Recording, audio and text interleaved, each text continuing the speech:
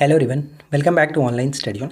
आज हम इस वीडियो में लेकर आए हैं 68 बीपीएससी एग्ज़ाम्स के लिए साइंस के मोस्ट इंपॉर्टेंट एमसीक्यू का एक बेहतरीन सीरीज, जिसमें आपको देखने को मिलेगा 330 से भी ज़्यादा एमसीक्यू। और आने वाले एग्ज़ाम्स के लिए ये बहुत ज़्यादा इंपॉर्टेंट रहने वाला है। चाहे किसी भी गवर्नमेंट एग्ज़ाम्स के प्रिपरेशन कर रहे हैं, आप इस वीडियो को देख सकते हैं। और ख़ास करके एग्ज़ाम्स में जाने से पहले आपको इस मास्टर वीडियो का एक बार रिविजन्स करके जाना है। तो चलिए इस वीडियो को शुरू करते हैं और इस वीडियो को जितना जल्दी हो सके कंप्लीट कर लीजिएगा, ताकि आप एग्जाम्स में बेहतर स्कोर कर पाएँ। चलिए शुरू करते हैं। लेकिन निम्न में से कौन सा कथन गलत है? तो 4 पॉइंट्स दिए गए, चारों पॉइंट्स को पढ़िए और बताइए कि कौन सा पॉइंट्स यहाँ पे गलत दिया गया। चलिए हम एक एक करके देखते हैं। पहला पॉइंट्स कह रहा है कि प्रकाश वर्ष दूरी का मात्रक है, बिल्कुल सही है। और सेकेंड पॉइंट है कि प्रकाश द्वारा एक वर्ष में तय की गई दूरी को एक प्रकाश वर्ष कहते हैं, बिल्कुल सही है। थर्ड पॉइंट कह रहा है कि एक प्रकाश वर्ष जो होता है वो 9.46 गुने 10 की पावर 12 मीटर होता है। ये पॉइंट देखिए यहाँ पे गलत है, क्योंकि अगर पॉइंट्स यहाँ पे 12 मीटर लगाया गया, ठीक है, पॉइंट्स के बाद यहाँ पे कह सकते हैं 9.46 गुने 10 टू द पावर 12 दिया गया, तो मीटर में नहीं होना चाहिए। 12 है तो यहाँ पे हम कह सकते हैं ये हमारा किलोमीटर में होगा। अगर मीटर की बात करते हैं तो वहाँ पे 10 टू द पावर 15 मीटर होता। ये आपको ध्यान रखना है, इस वजह से ये पॉइंट्स गलत है। और खगोलीय दूरी को मापने की सबसे बड़ी इकाई जो वो पारसेक है, बिल्कुल सही है। और मैं आपको यहाँ पे बता दूँ फ्रेंड्स कि दूरी की सबसे बड़ी इकाई जो होती है वो पारसेक ही होता है। एक पारसेक बराबर कभी कभी पूछा जाता है कितना होता है, तो एक पारसेक बराबर 3.26 प्रकाश वर्ष होता है। या फिर हम इसको अगर इस तरह से कहें तो किलोमीटर या फिर मीटर में, तो कह सकते हैं 3.08 गुने 10 के पावर 16 किलोमीटर होता है। ये ध्यान रखिएगा, ठीक है। चलिए, हो सके तो सभी चीज़ों को अच्छे से नोट्स कर लीजिएगा, ताकि आपको रिवीजन करने में कोई दिक्कत ना हो। सेकंड क्वेश्चन है कि सूची 1 को सूची 2 के साथ सुमेलित करना। तो यहाँ पे बताइए कौन किसके साथ सही तरीके से मैच होगा। पहला पॉइंट है त्वरण, जिसको हम लोग एक्सेलरेशन कहते हैं। त्वरण का मात्रक होता है मीटर प्रति सेकंड स्क्वायर। तो यहाँ पे देख सकते हैं ए का 4 के साथ, ए का 4 के साथ सिर्फ और सिर्फ एक ही ऑप्शन है, इस वजह से ऑप्शन हम डी को टिक कर सकते हैं। बाकी को मिला लीजिए। बल का मात्रक क्या होता है? न्यूटन होता है। कार्य का मात्रक जूल होता है। और उसी तरह से आवेग की मात्रक की बात करें तो न्यूटन सेकेंड, बिल्कुल सही है। चलिए आगे देखते हैं। क्वेश्चन नंबर 3 कह रहा है कि निम्नलिखित में से कौन सा एक सुमेलित नहीं है। बताइए यहाँ पे कौन सा सुमेलित नहीं है। डेसिबल जो होता है वो ध्वनि की तीव्रता की इकाई, बिल्कुल सही। शक्ति की इकाई हम बात करें, अश्व शक्ति जो एक प्रकार का शक्ति का यूनिट होता है। और कभी कभी पूछा जाता है कि 1 HP बराबर कितना होता है, हॉर्स पावर बराबर कितना होता है, तो 746 वाट, ये आपको याद रखना है। नेक्स्ट पॉइंट, समुद्री मील जो वो नौ संचालन की दूरी की इकाई है, ये भी सही है। लेकिन सेल्सियस यहाँ पे कह सकते हैं ये ऊष्मा की इकाई नहीं है। सेल्सियस जो कि एक टेम्परेचर की इकाई है, इस वजह से यहाँ पे पॉइंट्स गलत हो जाता है, डी को टिक करेंगे। नेक्स्ट वन देखिए, ल्यूमेन किसका मात्रक है? ल्यूमेन जो वो किसका मात्रक है? तो हम कह सकते हैं कि ल्यूमेन जो होता है वो ज्योति फ्लक्स का मात्रक है। यहाँ पे ऑप्शन बी को टिक करेंगे। जबकि ज्योति तीव्रता की बात करें तो ध्यान रखिएगा फ्रेंड्स कि ज्योति तीव्रता का मात्रक क्या होता है? कैंडेला होता है, ठीक है, कैंडेला। और कैंडेला को हम लोग किससे डिनोट करते हैं? CD से डिनोट किया था कैंडेला को। अगर पूछ ले कि ज्योति तीव्रता का पुराना मात्रक क्या हुआ करता था, तो पुराना मात्रक कैंडेला शक्ति होता था, ये भी याद रखेंगे। देखिए नेक्स्ट क्वेश्चन क्या कह रहा है कि एक ही प्रकार के परमाणु निम्न में से किस में मिलता है? एक ही प्रकार का परमाणु निम्न में से किस में मिलता है? प्राकृतिक तत्व। यहाँ पे ऑप्शन सी को टिक करेंगे, ठीक है। प्रथम मानव निर्मित तत्व कौन सा था? ये अक्सर पूछा जाता है, पोलोनियम, ये याद रखिएगा। सबसे छोटा तत्व कौन सा? हाइड्रोजन। मेंडलीव का जो मूल आवर्त सारणी था, सबसे पहले मेंडलीव ने आवर्त सारणी को तैयार किया था, उसमें कुल कितने तत्वों को सजाया गया था? 63, ठीक है, 63 तत्वों को सजाया गया था। तो फिलहाल इससे संबंधित इतने पॉइंट्स को ध्यान में रखेंगे। नेक्स्ट क्वेश्चन देखिए कि 2 या 2 से अधिक शुद्ध पदार्थों को किसी भी अनुपात में मिला देने से क्या बनता है। यहाँ पे एक पॉइंट है कि किसी भी अनुपात में मिला देने से, 2 या 2 से अधिक तत्वों को किसी भी अनुपात में मिलाने से वो मिश्रण बनता है। जबकि अगर एक निश्चित अनुपात में मिलाया जाए तो वो हमारा यौगिक बनता है। तो फिलहाल यहाँ पे हमारा करेक्ट आंसर होगा ऑप्शन सी, ठीक है, ऑप्शन सी, मिश्रण को टिक करेंगे। चलिए नेक्स्ट वन देखिए, जीव विज्ञान जो शब्द है इसका प्रयोग सबसे पहले किसने किया था?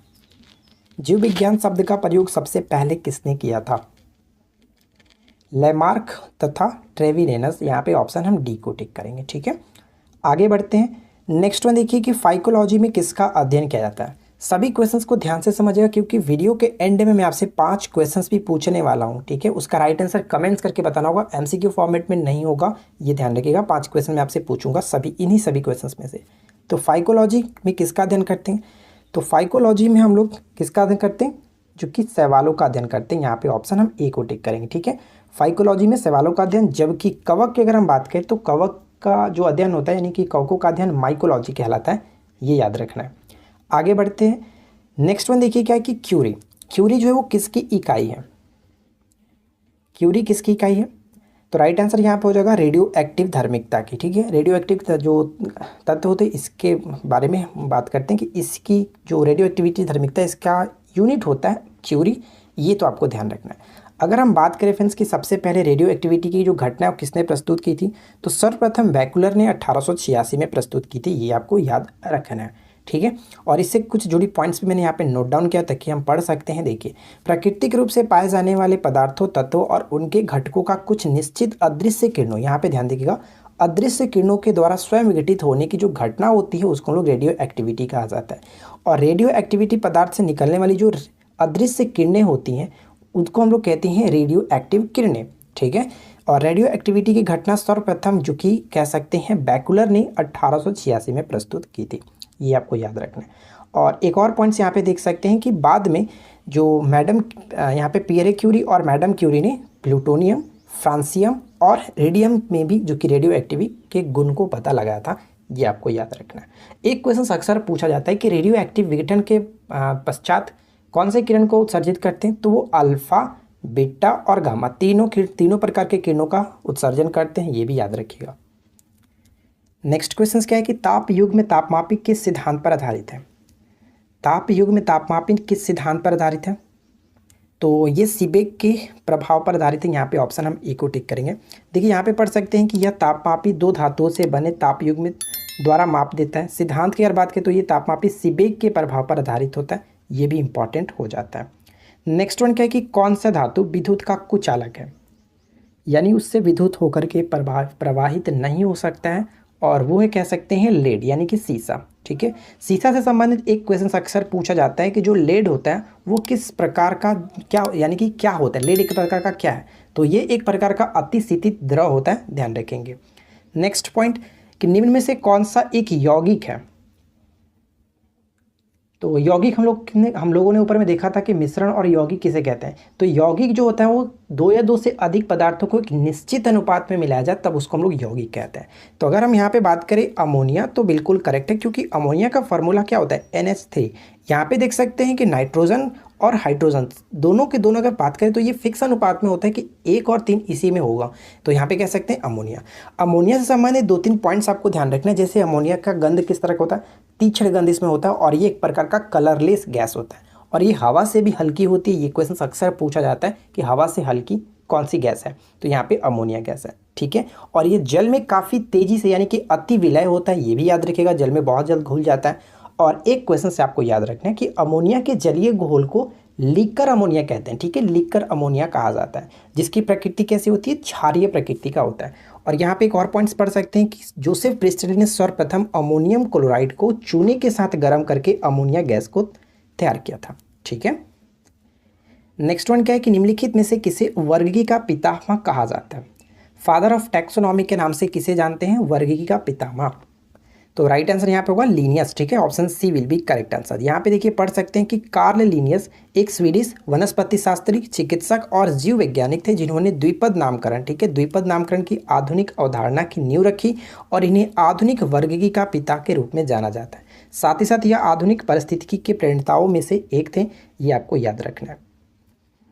नेक्स्ट क्वेश्चन देखिए कि पुष्पी पादपों को रखा गया है, पुष्पी पादपों को रखा गया है, तो क्या होगा सही आंसर? पुष्पी पादपों को रखा गया फेनरोगेम्स में, ऑप्शन हम बी को टिक करेंगे। और यहाँ पे पढ़ सकते हैं कि पुष्पी पादपों को जो फेनरोगेम्स में रखा गया वो एक्चुअली क्या है। देखिए इसको हम लोग फेनरोगेम्स तो इंग्लिश वर्ड हो गया, लेकिन हिंदी में इसको पुष्पोद्भिद कहते हैं, ठीक है। लेकिन आजकल एग्जाम्स में अब सिर्फ और सिर्फ इंग्लिश वर्ड ही अक्सर देखने को मिलता है, तो फेनरोगेम्स आपको याद रखना है। देखिए हम यहाँ पे पढ़ सकते हैं कि जो फेनरोगेम्स होते हैं वे पादप हैं जो कि बीज पैदा करते हैं, ठीक है। पुष्पी पादपों को फेनरोगेम्स में रखा गया। फेनरोगेम्स में भ्रूण बीज के भीतर होता है, ये ध्यान रखिएगा, भ्रूण बीज के भीतर होता है। नेक्स्ट प्रश्न है कि वाष्प इंजन में उबलते हुए जल का तापमान किस कारण से उच्च हो सकता है? किस कारण से उच्च हो सकता है? बॉयलर के अंदर उच्च दाब होता है तब, यहाँ पे ऑप्शन सी करेक्ट है। नेक्स्ट क्वेश्चन जो कि बहुत बार रिपीट हुआ है कि शीतकाल में हैंडपंप का पानी गर्म होता है, इसका कारण क्या है? शीतकाल में हम लोग जब हैंडपंप चलाते हैं तो उसमें से गर्म पानी निकलता है, इसका कारण क्या होता है? तो इसका कारण ये होता है कि पृथ्वी के भीतर का जो टेम्परेचर होता है, तापमान होता है, वो वायुमंडल के तापमान से अधिक होता है, इस वजह से नीचे का जो पानी होता है वो गर्म होता है। नेक्स्ट वन देखिए, ध्वनि तरंगे की प्रकृति कैसी होती है? ध्वनि तरंगों की प्रकृति कैसी होती है? तो ये क्वेश्चन मैं आपको बहुत बार बता चुका हूँ कि ध्वनि तरंगों और प्रकाश तरंगों में आपको कैसे याद रखना है। देखिए, ध्वनि में ध है तो अनुधैर्य में भी ध है, इस तरह से याद रखेंगे। और प्रकाश में क्या होता है? प्रकाश में प्र है तो अनुप्रस्थ में भी तो प्र है। यहाँ पे करेक्ट आंसर ऑप्शन बी है। नेक्स्ट क्वेश्चन की जैव शक्ति सिद्धांत का प्रतिपादन किस रसायनज्ञ ने किया था? जैव शक्ति सिद्धांत का प्रतिपादन किस रसायनज्ञ ने किया था? तो right answer will be option A, Berzelius. ठीक है, बर्जीलियस, ऑप्शन ए को टिक करेंगे। नेक्स्ट क्वेश्चन की प्रकृति में सबसे ज़्यादा मात्रा में पाया जाने वाला कार्बनिक यौगिक कौन सा है? प्रकृति में सबसे ज़्यादा मात्रा में पाया जाने वाला कार्बनिक यौगिक कौन सा है? तो उसको हम लोग सेलुलोज कहते हैं। D will be correct answer, cellulose. Next question की डेंड्रोलॉजी का संबंध किससे है? डेंड्रोलॉजी का संबंध किससे है? फ्रेंड्स, अगर आपको वीडियो अच्छी लगी तो प्लीज़ वीडियो को लाइक कर दीजिएगा, अपने दोस्तों के साथ अधिक से अधिक शेयर कर दीजिएगा। और अगर आप चाहते हैं कि इस तरह से रोज़ाना आपको एक सेट प्रोवाइड करा जाए तो आप इस पर अच्छा से कमेंट्स लिख करके बताइए कि आप लोगों को वीडियो कैसा लगा। ठीक है, चलिए बात करें डेंड्रोलॉजी। तो डेंड्रोलॉजी का संबंध हम कह सकते हैं कि वृक्षों के अध्ययन और साथ ही साथ झाड़ियों के अध्ययन। राइट आंसर होगा ऑप्शन हम डी को टिक करेंगे, बी और सी दोनों। और पुष्पों का अध्ययन क्या होता है? तो पुष्पों के अध्ययन को हम लोग एंथोलॉजी के नाम से जानते हैं, ये भी याद रखेंगे। देखिए, जस्ट क्वेश्चन हम लोगों ने ऊपर में देखा था कि वर्गीकी का जनक यानी कि फादर ऑफ टैक्सोनॉमी के नाम से किसे जानते हैं? तो लीनियस हमने देखा था, कार्ल लीनियस। यहाँ पे बी करेक्ट है। सिस्टेमा नेचुरे पुस्तक किसने लिखी? ये क्वेश्चन बहुत बार पेपर में देखने को मिलता रहता है, सिस्टेमा नेचुरे। तो इस पुस्तक के लेखक हैं कार्ल लीनियस। ठीक है, बी करेक्ट है। अगला प्रश्न देखिए कि वर्गीकरण की सबसे छोटी इकाई कौन सी है? वर्गीकरण की सबसे छोटी इकाई कौन सी है?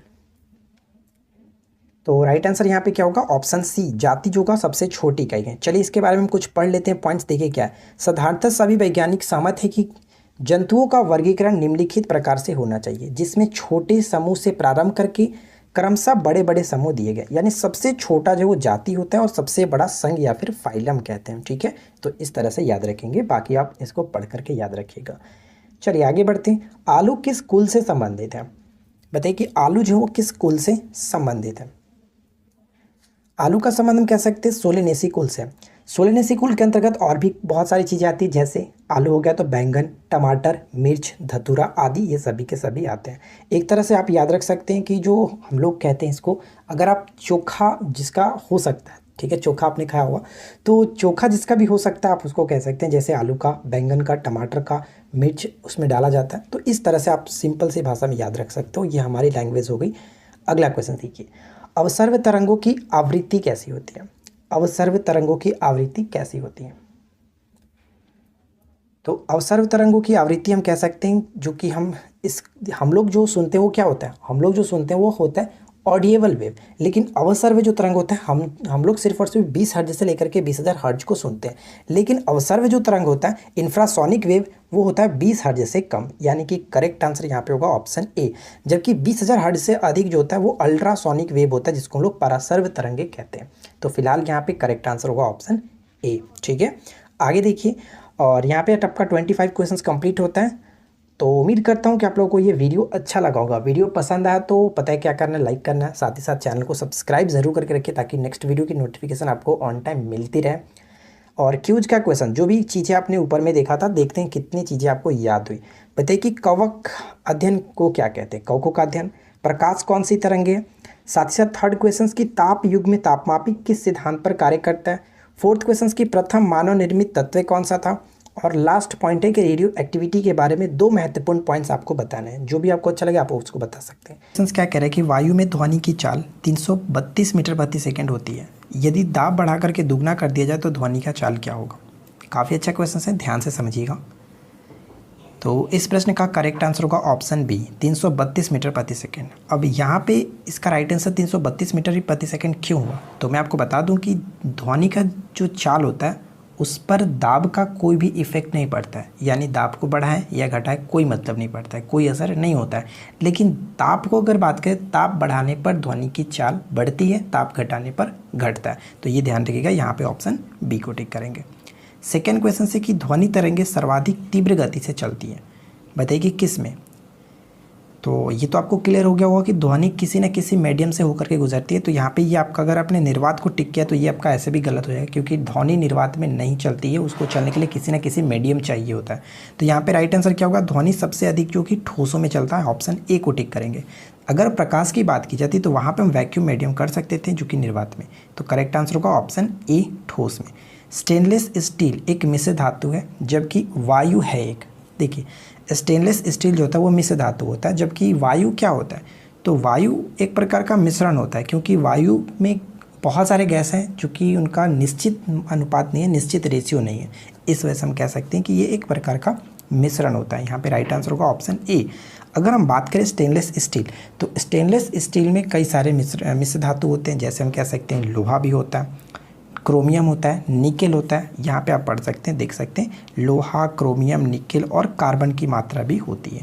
चलिए नेक्स्ट वन क्या है कि निम्न में से कौन सा न तो तत्व है और ना ही यौगिक है, बताइए कौन सा तत्व है, कौन सा न तो तत्व है और ना ही यौगिक है। तो हम यहाँ पे कहेंगे कि वायु जो है हमारा एक प्रकार का मिश्रण है। यहाँ पे राइट आंसर हो गया ऑप्शन ए। देखिए नेक्स्ट क्वेश्चन कह रहा है कि विश्व का प्रत्येक पदार्थ अत्यंत सूक्ष्म कणों से मिलकर के बना है, यह सर्वप्रथम किसने कहा था। विश्व का प्रत्येक पदार्थ अत्यंत सूक्ष्म कणों से मिलकर के बना, ये बात सर्वप्रथम जो कही गई थी वो कर्नाड के द्वारा की गई थी, ऑप्शन बी करेक्ट है। नेक्स्ट क्वेश्चन क्या है कि रेडियोधर्मिकता की खोज किसने की थी। अगर आपने कल की वीडियो देखी होगी तो मैंने आपको रेडियोधर्मिकता से रिलेटेड कई सारे पॉइंट्स बताए थे, तो आई होप कि आपने कल की वीडियो देखी होगी। तो रेडियोधर्मिकता की खोज हेनरी बैकलर ने किया था 1886 में, ये ध्यान रखिएगा। देखिए नेक्स्ट क्वेश्चन क्या है कि 20 हर्ट्ज से लेकर के 20,000 हर्ट्ज की बारंबारता की ध्वनि निम्नलिखित में से क्या है।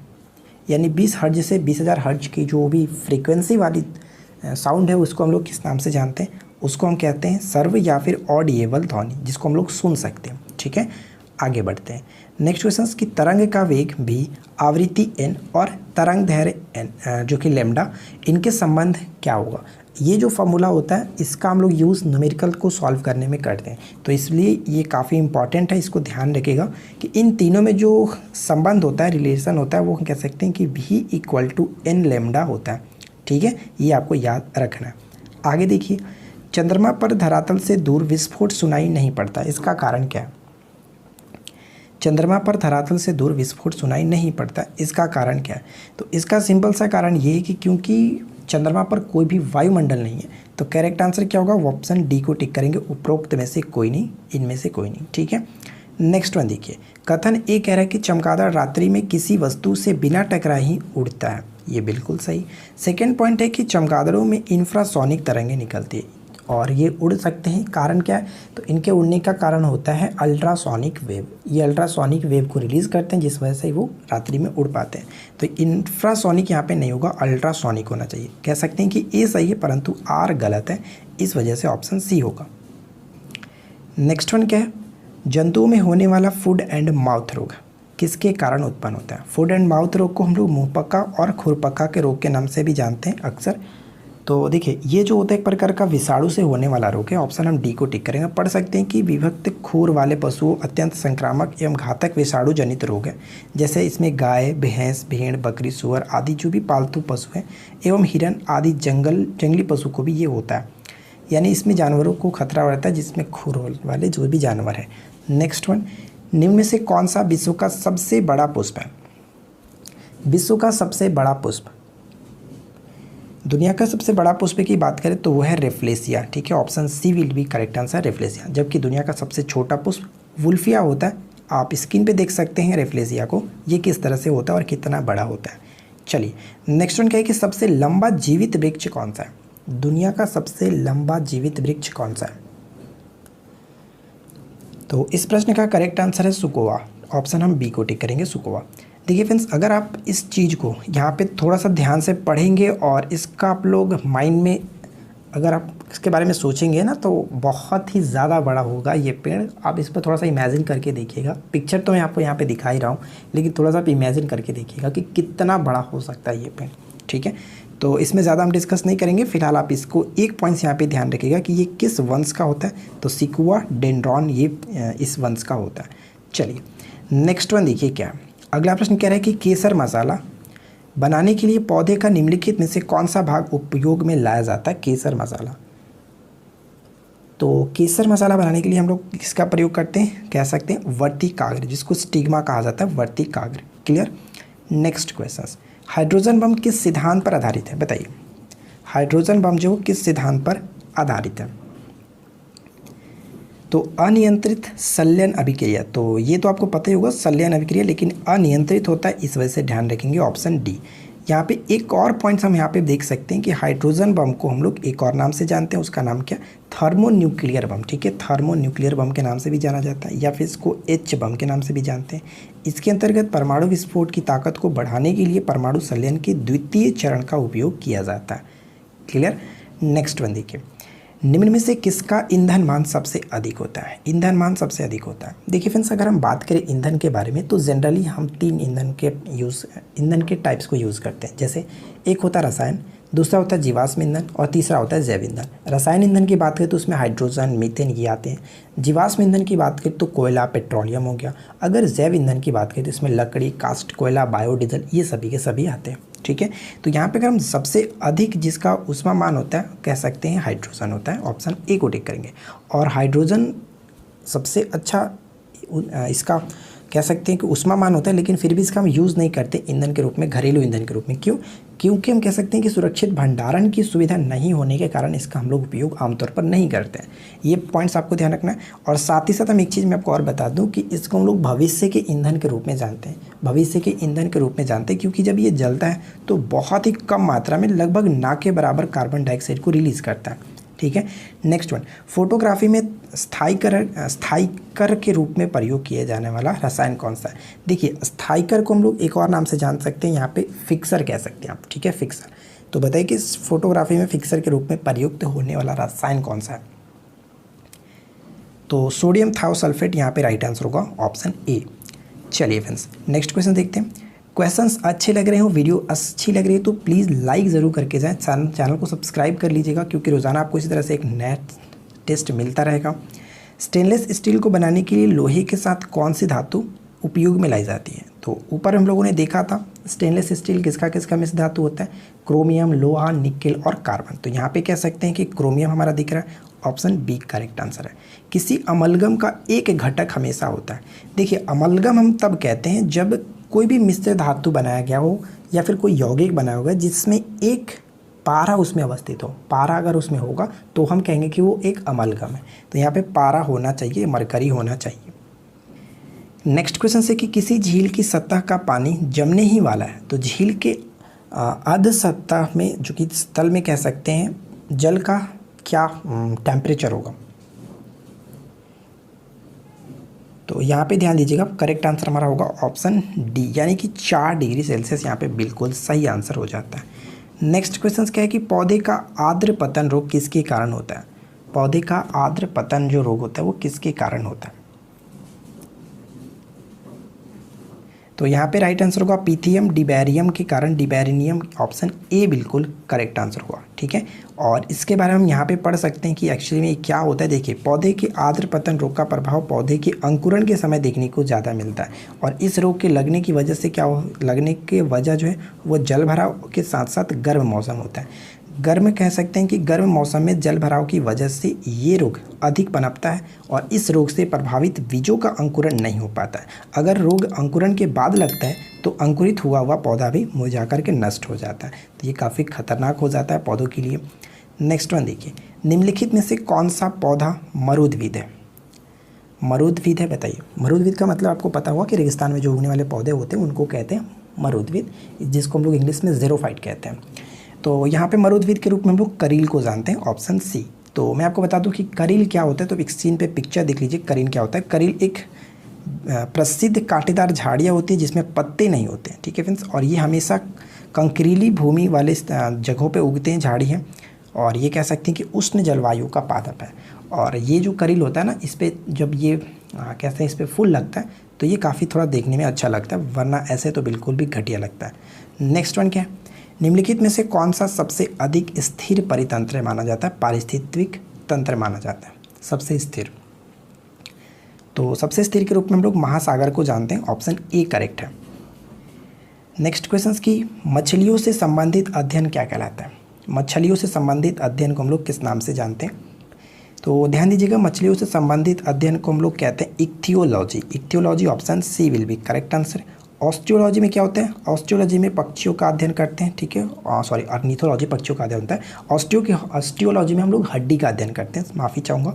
और पोलेंटियोलॉजी में हम लोग क्या करते हैं? तो जीवाश्मों का अध्ययन हम लोग पोलेंटियोलॉजी में करते हैं। जबकि अगर हम बात करें लैपिडेटेरियोलॉजी क्या होता है, तो इसमें तितलियों का अध्ययन होता है। तो फिलहाल यहाँ पे सभी के सभी इंपॉर्टेंट है, तो करेक्ट आंसर हमारा हो गया ऑप्शन सी।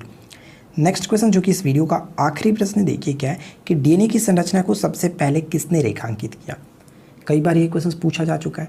डीएनए की संरचना को सबसे पहले किसने रेखांकित किया? तो Watson and Crick, option C will be correct answer. और फ्रेंड्स हम यहाँ पे बता दूं कि वाटसन एंड क्रिक ने इसके बारे में ये जो बताया था 1953 में बताया था, जबकि इस कार्य के लिए इनको 1962 में जो कि नोबेल प्राइज़ भी दिया गया था। तो ये पॉइंट्स आपको ध्यान में रखना है। तो यहाँ पे हम लोगों ने 25 MCQ को कवर किया। आई होप कि आप लोगों ने काफ़ी अच्छी स्कोरिंग कर ली होगी। तो नीचे कमेंट्स करके बताइएगा आपने 25 में से कितना स्कोर किया। साथ ही साथ अगर आपने वीडियो को ध्यान से सुना है तो 3 क्वेश्चंस वीडियो से संबंधित है। बताइए कि तरंग का वेग भी एन और लेमडा में क्या संबंध होता है। साथ ही साथ रेडियोधर्मिकता की खोज हेनरी वेगलर ने कब की थी, ये बताइएगा। और थर्ड क्वेश्चन, जल का घनत्व सबसे अधिक किस तापमान पर होता है, ये आपको बताएं। फर्स्ट क्वेश्चन क्या कह रहा है कि एक द्रव बूंद की प्रकृति गोल आकार लेने की होती है, जिसका कारण क्या होता है? एक द्रव की प्रकृति गोल आकार लेने की होती है, जिसका कारण होता है पृष्ठ तनाव, ठीक है। पृष्ठ तनाव अक्सर ये क्वेश्चन पूछा जाता है। देखिए, पृष्ठ तनाव से सबसे पहला क्वेश्चन ये आता है कि इसका एसआई मात्रक क्या होता है। तो पृष्ठ तनाव का एसआई मात्रक हम अगर निकालना चाहें तो देखिए, जो सरफेस टेंशन होता है वो क्या होता है कि फोर्स अपॉन में एल होता है, ठीक है। तो हम यहाँ पे फोर्स की देखें तो क्या होता है, आपको पता है न्यूटन, और लंबाई की मीटर, यानी कि कहने का मतलब कि न्यूटन प्रति मीटर इसका ऐसा यूनिट होता है, ये ध्यान रखेंगे। एक क्वेश्चन ये पूछा जाता है कि द्रव का ताप बढ़ाने पर उसके पृष्ठ तनाव पर क्या प्रभाव पड़ता है, तो पृष्ठ तनाव घट जाता है, ये चीज़ ध्यान रखेंगे। क्लियर? चलिए आगे बढ़ते हैं। सेकेंड क्वेश्चन कह रहा है कि किसी वस्तु का ताप किसका सूचक है? किसी वस्तु का ताप किसका सूचक है? तो करेक्ट आंसर होगा कि उसके अणुओं के औसत गतिज ऊर्जा का। ऑप्शन हम यहाँ पे डी को टिक करेंगे। यहाँ पे पढ़ सकते हैं कि किसी वस्तु का ताप उस वस्तु की आंतरिक गतिज ऊर्जा का सूचक होता है। और आंतरिक गतिज ऊर्जा का मतलब क्या हुआ कि अणुओं के गति के कारण निकाय में उपस्थित ऊर्जा को आंतरिक ऊर्जा कहा जाता है, ये ध्यान रखेंगे। थर्ड क्वेश्चन क्या है? अगला प्रश्न ये कह रहा है कि भाप से हाथ अधिक जलता है अपेक्षाकृत उबलते जल से। बताइए, अगर कोई व्यक्ति भाप से जलता है तो उसको काफ़ी ज़्यादा कष्ट होता है, जबकि सिर्फ और सिर्फ जल से जलने पे, उबलते जल से जलने की तुलना में। तो ऐसा इसलिए होता है क्योंकि भाप में गुप्त ऊष्मा होती है, इस वजह से ऐसा होता है। तो मैं आपको बता दूं फ्रेंड्स कि देखिए 100 डिग्री जो पानी होता है, 100 डिग्री जल होता है, इसमें केवल विशिष्ट ऊष्मा होती है, जबकि 100 डिग्री के जो भाप होता है उसमें विशिष्ट ऊष्मा के साथ साथ गुप्त ऊष्मा भी होती है, जिस वजह से काफ़ी ज़्यादा उसमें जलन महसूस होता है। इस वजह से ऑप्शन ए यहाँ पे करेक्ट है। नेक्स्ट क्वेश्चन, निम्नलिखित पदों पर विचार करें। फर्स्ट और सेकेंड पॉइंट्स को पढ़िए और बताइए कि कौन सा कथन यहाँ पे सही है। अच्छा, कल कमेंट्स आ रहा था कि क्वेश्चंस को हार्ड कीजिए। अब देखिए, जो रिसेंट में क्वेश्चंस है वही मैं आपके साथ डिस्कस करता हूँ, लेकिन हो सकता है मैं थोड़ा सा इसमें चेंज कर सकता हूँ क्वेश्चंस को तोड़ मोड़ कर। तो अब टफ तो खुद नहीं कर सकता हूँ, क्योंकि उसमें जो चीज़ दिया गया उसी को हम आगे बढ़ा सकते हैं। तो देखिए, पहला पॉइंट कह रहा है कि माइकोप्लाज्म सबसे छोटा जीव है, जो कि बिल्कुल सही है, सबसे सूक्ष्म जीव माना जाता है। सेकेंड पॉइंट है कि ऐसे जीवधारी होते हैं जिनमें कोशिका भित्ति नहीं होती है, ये पॉइंट्स भी करेक्ट है। तो दोनों के दोनों यहाँ पे सही हो जाता है, सी विल बी करेक्ट आंसर। कुछ पॉइंट्स मैंने यहाँ पे नोट डाउन किया, पढ़ सकते हैं कि छोटे आकार के प्लाज्मा को माइकोप्लाज्मा कहते हैं, जिसका आकार हम कह सकते हैं 10 मिलीमीटर के आसपास होता है। माइकोप्लाज्म को विभिन्न तापमान दाब पर उत्पन्न किया जा सकता है, और यह तापीय और अतापीय प्लाज्मा हो सकता है। और ऐसे जीवधारी होते हैं जिनमें कोशिका भित्ति नहीं पाई जाती है। माइकोप्लाज्म सबसे छोटा या फिर सबसे सूक्ष्म जीव होता है। नेक्स्ट क्वेश्चन से कि जड़ें विकसित होती हैं।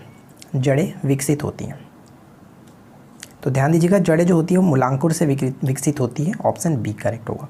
गाजर क्या है? ये क्वेश्चन बहुत बार पूछा जाता है कि गाजर क्या है। तो ध्यान दीजिएगा, गाजर जो होता है हम कह सकते हैं वो एक जड़ होती है। देखिए यहाँ पे पढ़ सकते हैं कि गाजर, मूली, शकरकंद, शलजम आदि पौधे की जड़ों को भोजन के रूप में हम लोग प्रयोग करते हैं। तो यहाँ पे ये जड़ होता है, ऑप्शन ए करेक्ट होगा। और इन सभी पॉइंट्स को याद रखें क्योंकि अक्सर ये पेपर में देखने को मिलता रहता है। ऑक्सीजन जो प्रकाश संश्लेषण से उत्पन्न होती है वो कहाँ से आती है? प्रकाश संश्लेषण के दौरान क्या होता है, हरे पेड़ पौधे क्या करते हैं, अपना भोजन तैयार करते हैं।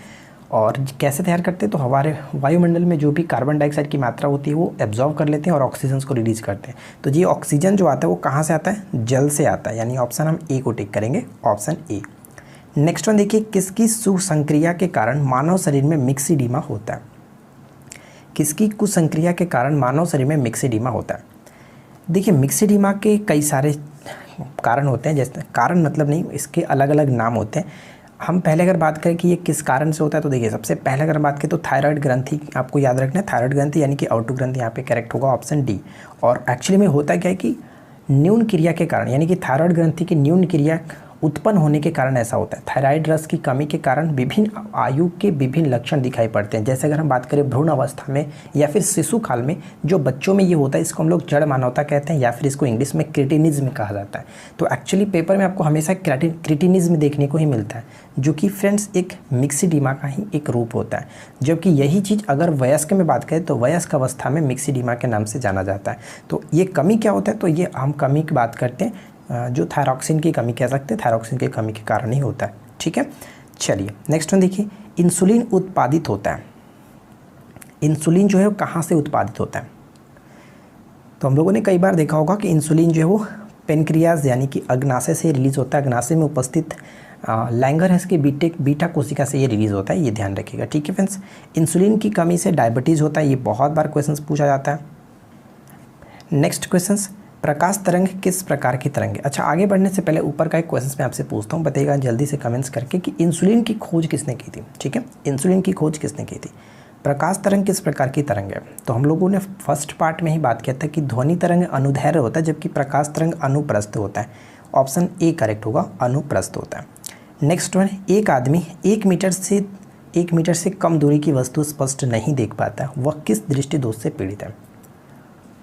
1 मीटर से कम की दूरी को स्पष्ट रूप से नहीं देख पाता। देखिए कहने का मतलब ये हुआ, आपको ये चीज़ तो पता हुआ कि सामान्य नेत्र की फोकस दूरी, निकट बिंदु कितना होता है? सामान्य नेत्र की निकट बिंदु 25 सेंटीमीटर होता है और दूर बिंदु अनंत होता है। तो अगर हम इस दृष्टि से बात करें, अगर वो 1 सेंटीमीटर से कम दूरी को स्पष्ट नहीं देख पाता, यानी कि निकट की वस्तुओं को नहीं देख पा रहा है, तो निकट की वस्तु जब नहीं देख पा रहा तो उसको दूरदृष्टि होगा।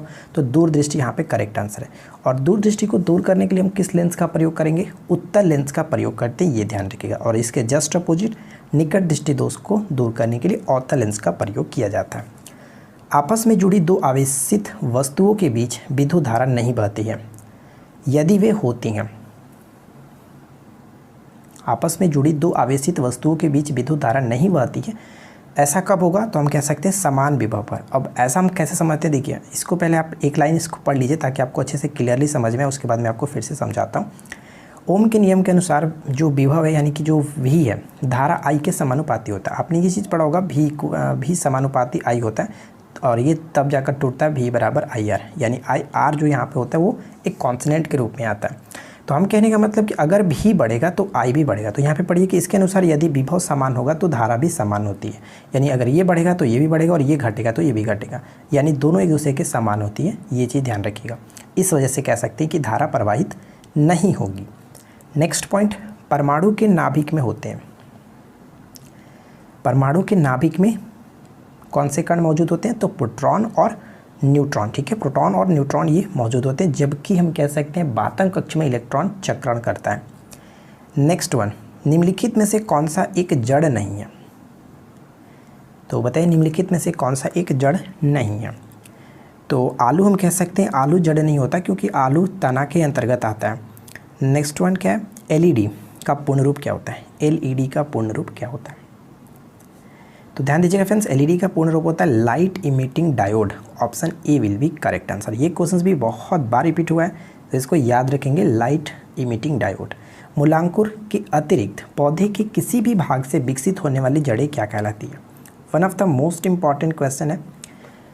मूलांकुर के अतिरिक्त पौधे के किसी भी भाग से विकसित होने वाली जो जड़ें होती हैं उनको हम लोग अपास्तनिक मूल कहते हैं। अपास्तनिक मूल अब यहाँ पे पढ़ सकते हैं कि अपास्तनिक मूल और इसके अंतर्गत कौन कौन सी चीज़ें आएंगी। जैसे देखिए, जब मूलांकुर के अतिरिक्त पादप के किसी अन्य भाग से मूलें निकलती हैं तो उन्हें हम लोग अपास्तनिक मूल कहते हैं। और जैसे जैसे बाजरा हो गया, ज्वार, घास, बरगद, ये सभी के सभी इसी के अंतर्गत आते हैं, अपास्तनिक मूल के अंतर्गत। नेक्स्ट क्वेश्चन कि किसी परमाणु के नाभिक का आइसोटॉप वह नाभिक है जिसमें, देखिए आइसोटॉप इंग्लिश वर्ड है, लेकिन अगर हिंदी में बात करें तो इसको हम लोग समस्थानिक कहते हैं। ठीक है, समस्थानिक। और इसका एक अपोजिट होता है, जैसे हम लोग संभारिक कहते हैं, जिसको इंग्लिश में आइसोबार कहा जाता है, ये ध्यान रखिएगा। तो आइसोटॉप में एक्चुअली क्या होता है कि इसमें परमाणु की संख्या तो यानी कि प्रोटॉन की जो संख्या होती है वो समान होती है, प्रोटॉन की संख्या वही होती है, परंतु न्यूट्रॉन की संख्या भिन्न होता है। यहाँ पे करेक्ट आंसर होगा ऑप्शन बी। ठीक है फ्रेंड्स, देखिए अगर हम समस्थानिक के अगर हम उदाहरण की बात करें तो देखिए हाइड्रोजन के आपको पता है कि 3 समस्थानिक होता है, एक होता है प्रोटियम, दूसरा ड्यूटेरियम और तीसरा ट्राइटियम। तो जब परमाणु संख्या समान यानी कि परमाणु संख्या सभी के समान, प्रोटॉन की संख्या सभी के समान है, लेकिन जिसका परमाणु द्रव्यमान जो है वो अलग अलग होता है, न्यूट्रॉनों की संख्या अलग अलग होगा। देखिए इसमें पहले इसका हम 2 कर लेते हैं, ये 3 कर लेते हैं, ये ड्यूटेरियम हो गया, ये ट्राइटियम है और ये आपका प्रोटियम है। अब यहाँ पे देखिए प्रोटॉन की संख्या, इलेक्ट्रॉन की संख्या ही प्रोटॉन की संख्या होता है, तो यहाँ पे हम कह सकते हैं कि सभी में 1 है। और न्यूट्रॉन की संख्या कैसे निकालते हैं, अगर हम द्रव्यमान संख्या से प्रोटॉन की संख्या को घटा दें तो हमारा निकल जाएगा न्यूट्रॉन। तो देखिए इसमें 0, इसमें 1 और इसमें 2, यानी कि न्यूट्रॉन की संख्या तो भिन्न हो गई, इस वजह से कहते हैं कि समस्थानिक हमारा ये होता है। ठीक है, चलिए आगे बढ़ते हैं। नेक्स्ट क्वेश्चन देखिए, धनायन तब बनता है जब, धनायन तब बनता है जब परमाणु इलेक्ट्रॉन खोता है। और मैं आपको इसके बारे में बहुत पहले ही बताया था। देखिए इसको हम समझते हैं, अगर हम बात करें सोडियम, सोडियम का आप कहें कितना होता है, 11 होता है। और अगर हम बात करें कि इलेक्ट्रॉन धनायन ये तब बनेगा, अब अगर हम इसको Na+ लिखते हैं अगर, तो ये तो आप कहेंगे कि धनायन बन गया। लेकिन अब इसमें परमाणु की संख्या कह सकते हैं या फिर इलेक्ट्रॉन की संख्या कितनी हो गई, सिर्फ और सिर्फ 10 बचा है। तो ये आपने क्या देखा कि इसने एक परमाणु या फिर कह सकते हैं एक इलेक्ट्रॉन को खो दिया। तो खोने का मतलब यहाँ पे देख सकते हैं परमाणु इलेक्ट्रॉन खोता है तो ये धनायन बना। तो आई होप कि आपको ये चीज़ क्लियर हो गया होगा। आगे बढ़ते हैं। नेक्स्ट क्वेश्चन की ऑक्सीकरण एक ऐसी क्रिया है जिसमें, फ्रेंड्स अगर आपको वीडियो अच्छी लगे तो प्लीज़ वीडियो को लाइक कर दीजिए, दोस्तों के साथ शेयर कर दीजिए और रोज़ाना इसी तरह के मॉक टेस्ट के लिए हमारे साथ जुड़ सकते हैं। चैनल को सब्सक्राइब करके रखिए। ऑक्सीकरण एक ऐसी अभिक्रिया है जिसमें इलेक्ट्रॉन का त्याग होता है, साथ ही साथ ऑक्सीजन का संयोग होता है और साथ ही साथ विद्युत धनात्मक समूह के अनुपात में वृद्धि होती है। यहाँ पर सभी के सभी बिल्कुल सही है। चलिए नेक्स्ट क्वेश्चन देखिए। अगला प्रश्न ये कह रहा है कि डायोड वह प्रयुक्ति है जो धारा को, डायोड वह प्रयुक्ति है जो धारा को क्या करता है, एक ही दिशा में प्रवाहित होने देता है। सबसे पहले डायोड के बारे में खोज किसने किया था, तो इंग्लैंड के एक वैज्ञानिक थे जिसका नाम था फ्लेमिंग, और इन्होंने 1904 में सबसे पहले इसके बारे में बताया था। ठीक है, आगे देखिए। लेप्रोसी बेसिलस का आविष्कार किसने किया था। लेप्रोसी बेसिलस एक्चुअली ये इंग्लिश वर्ड हो गया, अगर हिंदी में बात करें इसको हम लोग कुष्ठ रोग कहते हैं, कुष्ठ रोग।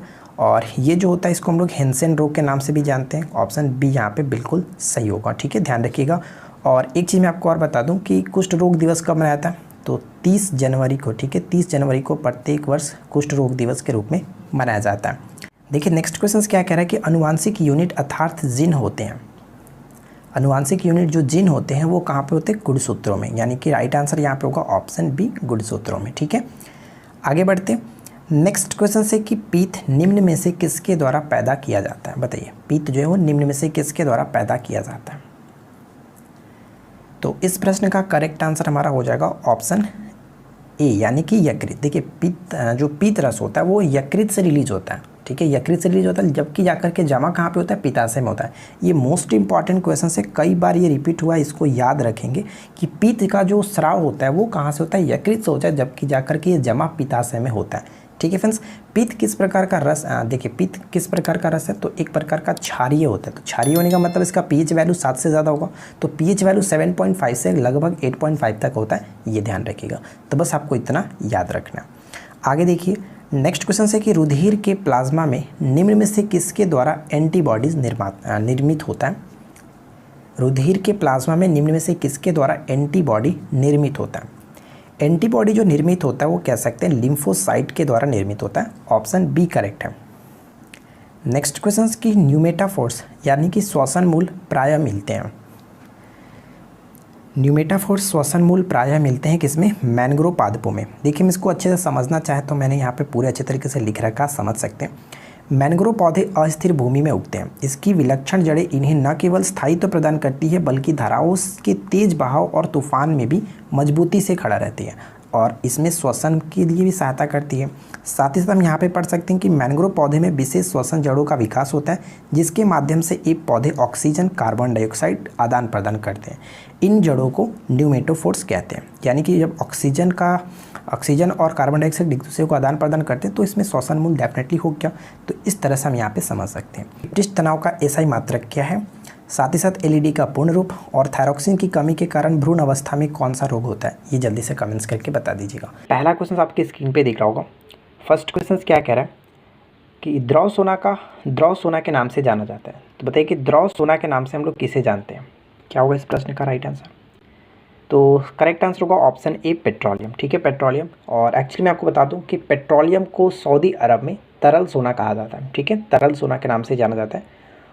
चलिए फ्रेंड्स, नेक्स्ट क्वेश्चन ट्राई करते हैं। सेकंड क्वेश्चन का राइट आंसर बताइए कि क्या होगा। सेकंड क्वेश्चन का राइट आंसर आपके अकॉर्डिंग क्या होना चाहिए? क्या कह रहा है सेकंड क्वेश्चन? दलहनी पौधे संबंधित है। तो ध्यान दीजिएगा, दलहनी पौधे संबंधित है किससे? तो इस प्रश्न का करेक्ट आंसर हो जाएगा हमारा ऑप्शन नंबर सी, ल्यूगेमिनेसी कुल से संबंधित होते हैं दलहनी पौधे। ठीक है, ऑप्शन हम यहाँ पे सी को टिक करेंगे। और इससे संबंधित कुछ अगर पॉइंट्स पढ़ना चाहें तो हम यहाँ पे पढ़ सकते हैं कि इसके पौधे उष्ण प्रदेशों में मिलते हैं। जैसे अगर हम इसके अंतर्गत आने वाली चीज़ों के बारे में बात करें तो सीसम, काला सीसम, कसियानी, सनाई, चना, अकेरी, अगस्त, बाकी और भी चीज़ों को आप पढ़ सकते हैं। ठीक है, तो और यहाँ पे एक इंपॉर्टेंट जो पॉइंट्स आपको ये याद रखना है कि ल्यूगेमिनेसी जो होते हैं वो द्विबीजपत्री पौधों के विशाल कुल है। ठीक है फ्रेंड्स, चलिए नेक्स्ट क्वेश्चन ट्राई करते हैं।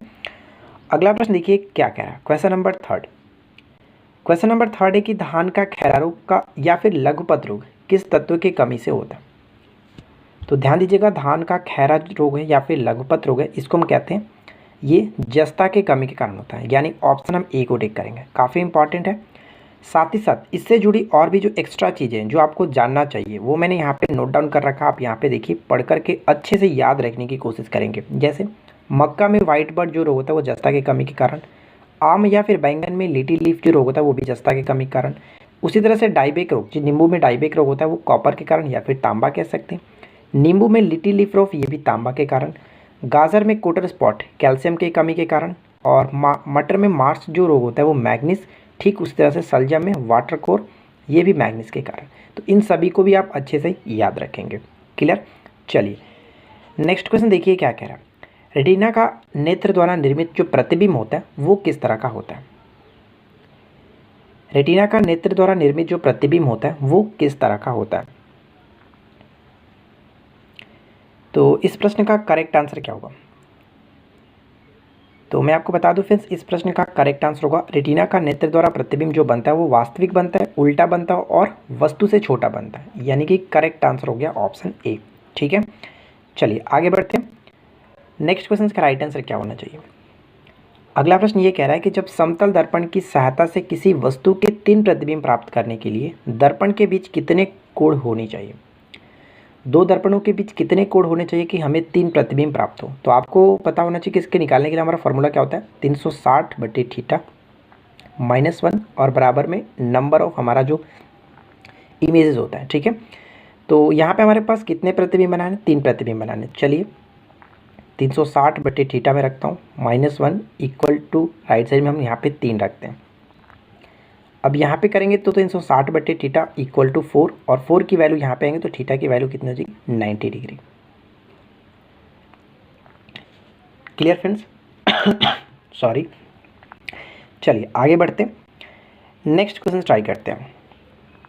क्वेश्चन नंबर 6 देखिए, मानव शरीर में विटामिन ए भंडारित होता है। मानव शरीर में विटामिन ए जो है वो कहाँ पर भंडारित होता है? तो करेक्ट आंसर हो जाएगा ऑप्शन ए, यकृत में। Clear? Option A will be correct answer, यकृत में।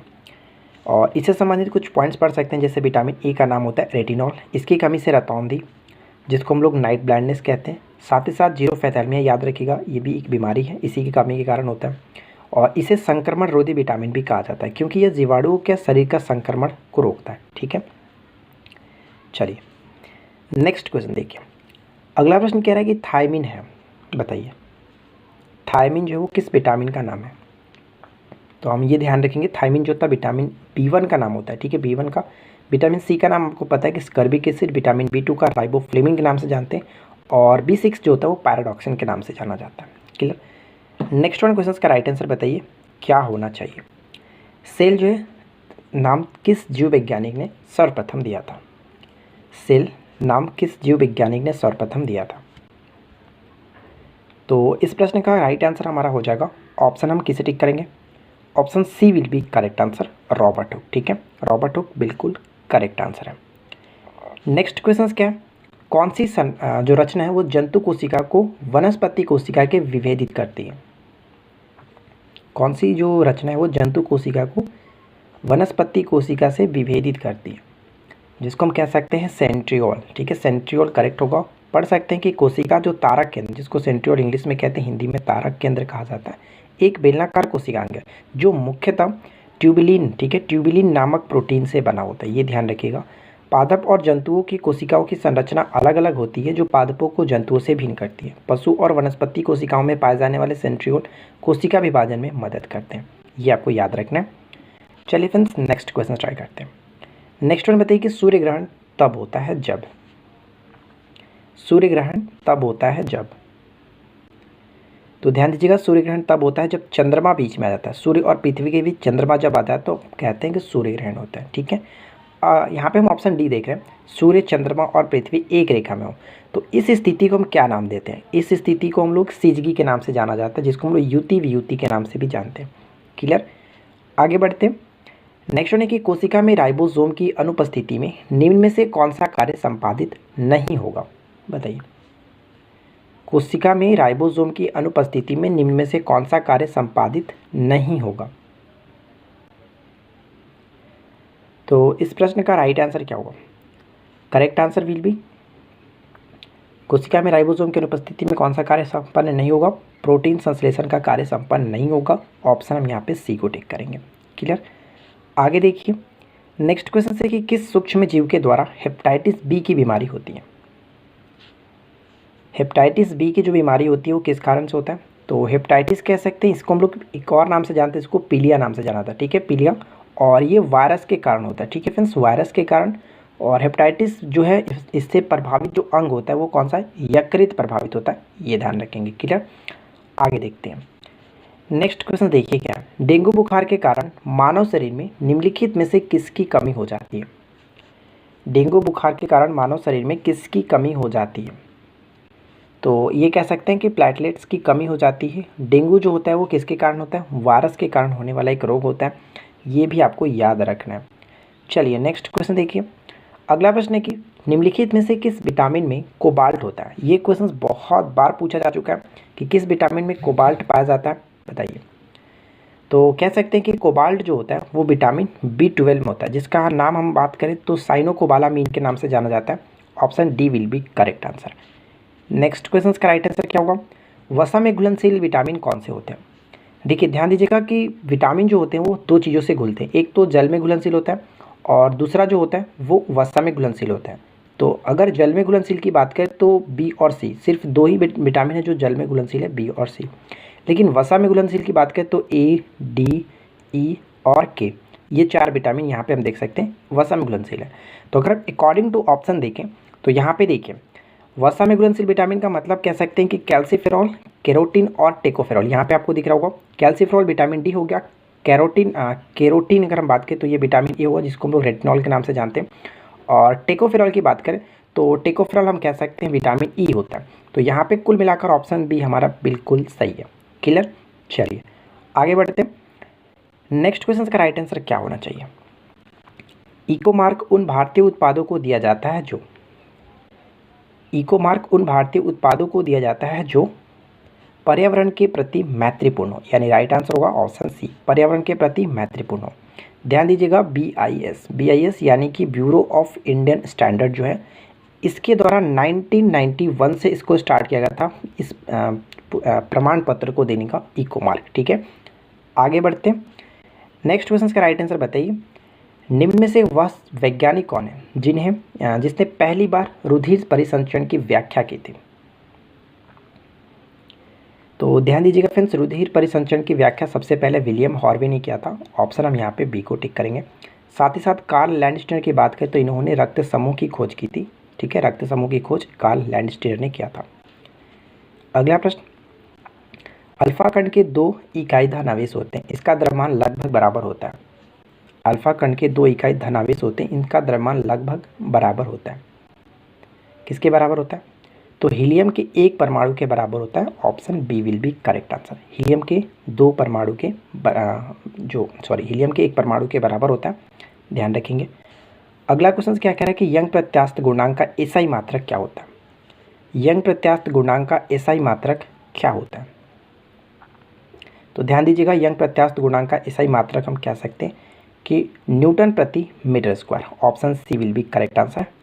कि धातुएं विद्युत की सुचालक होती हैं, क्योंकि धातुएं विद्युत की सुचालक होती हैं, इसका कारण क्या है? तो इसका कारण हम ये कह सकते हैं कि धातुएं विद्युत का सुचालक क्योंकि उनमें मुक्त इलेक्ट्रॉन होते हैं, यानी ऑप्शन हम ए को टिक करेंगे। Right answer will be option A. Clear. Next question देखिए, अगला प्रश्न ये कह रहा है कि ऐसे पदार्थ जिनमें सामान्य अवस्था में मुक्त इलेक्ट्रॉन नहीं होते लेकिन विशेष परिस्थितियों में जैसे उच्च ताप या फिर अशुद्धि मिलाने पर मुक्त इलेक्ट्रॉन प्राप्त किए जा सकते हैं, क्या कहलाते हैं? तो इन्हें हम लोग अर्धचालक पदार्थ कहते हैं। ठीक है, अर्धचालक पदार्थ। अर्धचालक पदार्थ हम उनके कहते हैं जिनका फ्रेंड्स कह सकते हैं ये विद्युत चालकता चालकों से कम होती है किंतु कुचालकों या फिर अचालकों से अधिक होती है, जिसके अंतर्गत जैसे सिलिकॉन, जर्मेनियम आदि हम जैसे पदार्थों को जानते हैं अर्धचालक के रूप में। और एक क्वेश्चन हमेशा पूछा जाता है कि ताप बढ़ने पर अर्धचालक की चालकता पर क्या प्रभाव पड़ता है? तो ताप बढ़ाने पर चालकता भी बढ़ जाती है अर्धचालक पदार्थों की। ठीक है, चलिए नेक्स्ट वन, किन भौतिक राशियों के समान विमीय सूत्र नहीं है? समान विमीय सूत्र नहीं है, तो हम यहाँ पे देखिए पढ़ सकते हैं। राइट आंसर हमारा क्या होगा? ऑप्शन हम यहाँ पे ए को टिक करेंगे। बल और दाब का समान विमीय सूत्र नहीं होता है, लेकिन यहाँ पे जो 3 चीज़ देख रहे हैं जैसे कार्य एवं ऊर्जा, आवेग एवं संवेग, भार एवं बल समान विमीय सूत्र वाले हैं, जबकि बल और दाब की बात करें, फोर्स एंड प्रेशर की बीमा समान नहीं होती है। बल की बीमा ml टी के पावर -2 होता है, ध्यान दीजिए -2 होता है, जबकि दाब की बीमा ml के पावर -1 टी के पावर -2 होता है। ठीक है, तो ये आपको याद रखना है। आगे बढ़ते हैं, से क्रिया करके कौन से गैस निकलते हैं? सभी अम्ल धातुओं से क्रिया करके कौन से गैस निकालते हैं?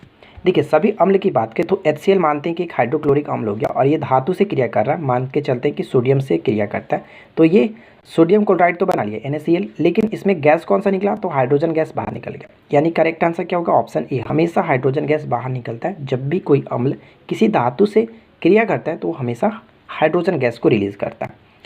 आगे बढ़ते हैं, तो समुद्र की नीला प्रतीत होने का कारण है कि आकाश के परावर्तन तथा जल के कणों द्वारा प्रकाश के प्रकीर्णन के कारण, यानी ऑप्शन बी यहाँ पे बिल्कुल सही आंसर हो जाता है।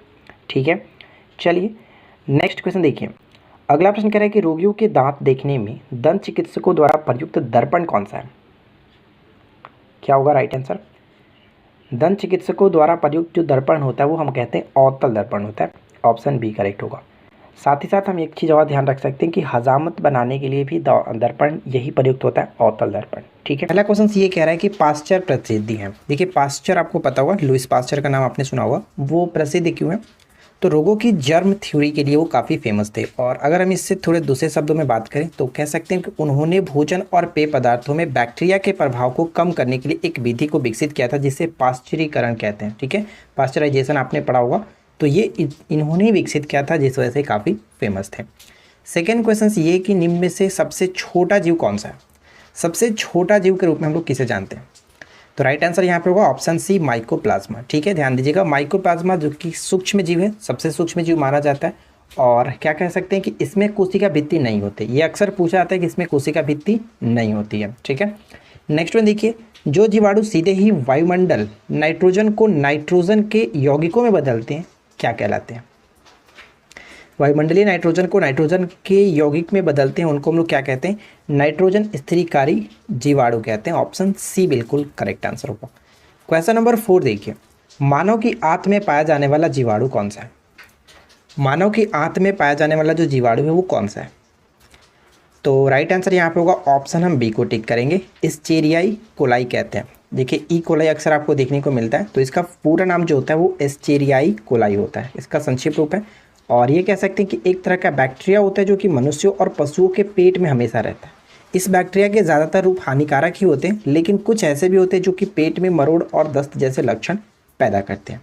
चलिए आगे बढ़ते हैं। नेक्स्ट वन कह रहा है कि तपेदिक, जिसको हम लोग ट्यूबरक्लोसिस के नाम से जानते हैं, टीबी, उत्पन्न करने वाला जीवाणु कौन सा है? तो आपको ये ध्यान रखना है कि जो तपेदिक होता है, टीबी जो होता है वो जीवाणु के कारण होने वाला एक रोग है। और इसमें जो कारक होता है कौन सा जीवाणु होता है? तो माइकोबैक्टीरियम, ऑप्शन हम बी को टिक करेंगे। देखिए नेक्स्ट प्रश्न कह रहा है कि भोजन की विषाक्तता उत्पन्न होती है किस कारण से, यानी भोजन जो खराब हो जाता है वो किस कारण से होता है? भोजन की विषाक्तता हम कह सकते हैं क्लास्ट्रीडियम बैटुलिनम, ऑप्शन हम बी को टिक करेंगे। और ये एक प्रकार का परजीवी होता है, प्रोटोजोआ के कारण होता है। और इससे संबंधित जो भी पॉइंट्स आप यहाँ पे पढ़ करके अच्छे तरीके से थोड़ा आप समझ सकते हैं, आपको कोई दिक्कत नहीं होगी। ठीक है, चलिए फिलहाल हम बढ़ते हैं नेक्स्ट क्वेश्चन की तरफ। और अगला प्रश्न ये कह रहा है कि वस्तु का ताप सूचित करता है कि संपर्क करने पर ऊष्मा क्या होगा? वस्तु का ताप सूचित करता है कि संपर्क करने पर जो ऊष्मा होगा वो हम कह सकते हैं कि अपेक्षाकृत कम ताप की वस्तु में उस वस्तु से प्रभावित होगा, यानी कि जिसमें ज़्यादा होगा ज़्यादा से कम की तरफ जाएगा ताप, यानी कि ऑप्शन बी को टिक करें। क्लियर? नेक्स्ट वन देखिए क्या है, ऊष्मा एक प्रकार की ऊर्जा है जिसे कार्य में बदला जा सकता है। इसका प्रत्यक्ष प्रमाण सबसे पहले किसने दिया था? तो हम ये कह सकते हैं कि इसका सबसे पहला प्रत्यक्ष प्रमाण दिया गया था रमफोर्ड के द्वारा, option B will be correct answer. Next one, cadmium प्रदूषण किससे संबंधित है? कैडमियम प्रदूषण one of the most important questions, बहुत बार रिपीट हुआ है। कैडमियम प्रदूषण किससे संबंधित है?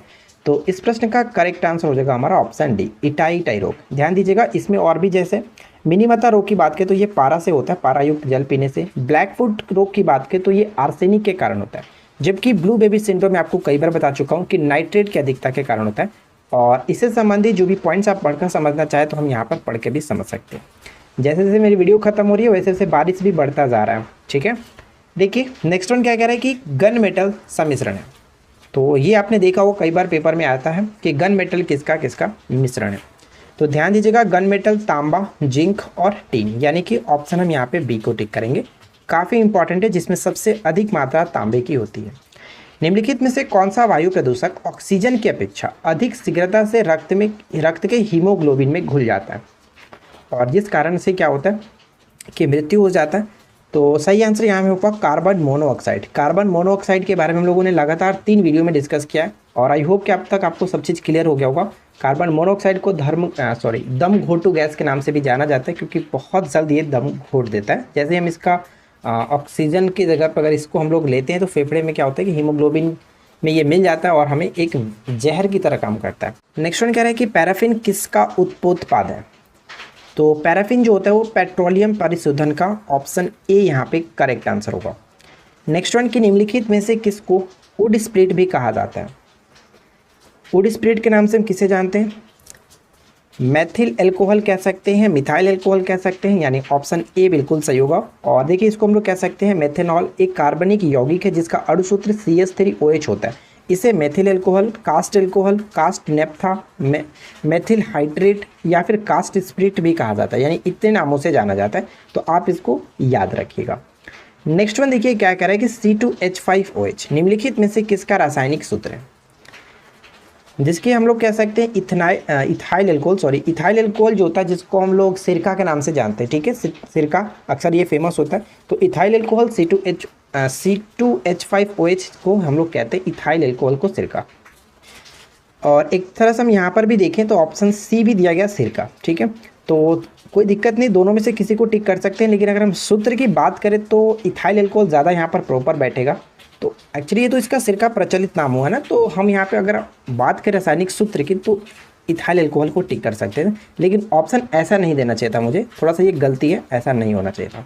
नेक्स्ट क्वेश्चन ये कह रहा है कि गैमेक्सिन का रासायनिक नाम क्या है? तो गैमेक्सिन हम ये कह सकते हैं कि जो बेंजीन हेक्साक्लोराइड होता है, यानी कि C6H6Cl6, लेकिन ये इसी को कहते हैं हम लोग बेंजीन हेक्साक्लोराइड, इसको गैमेक्सिन के नाम से जाना जाता है और ये एक प्रबल कीटाणुनाशक होता है, ये ध्यान रखेंगे। नेक्स्ट वन है कि निम्न में से कौन सा रासायनिक यौगिक है? तो निम्नलिखित में से कौन सा रासायनिक यौगिक है ये आपको बताना है। तो देखिए रासायनिक यौगिक हम कह सकते हैं दो या दो से अधिक तत्वों को निश्चित अनुपात में मिलाया जाता है, यानी कि अमोनिया यहाँ पे बिल्कुल सही आंसर होगा NH3। अगला प्रश्न कि गामा किरणें किससे बनी होती हैं। देखिए गामा किरणें जो है वो एक प्रकार का कह सकते हैं विद्युत चुंबकीय तरंगें होती हैं, यानी ऑप्शन डी को टिक करेंगे। और हम यहाँ पे ये कह सकते हैं कि एक प्रकार का विद्युत चुंबकीय विकिरण है या फिर फोटोन है जो कि परमाणु नाभिक के रेडियो सक्रिय क्षय से उत्पन्न होता है। रेडियो सक्रिय क्षय से अल्फा बीटा गामा तीनों प्रकार के किरणों का जो कि उत्पन्न होता है, ये भी याद रखेंगे। निम्नलिखित जीवाश्म ईंधनों में से कौन स्वच्छतम ईंधन है।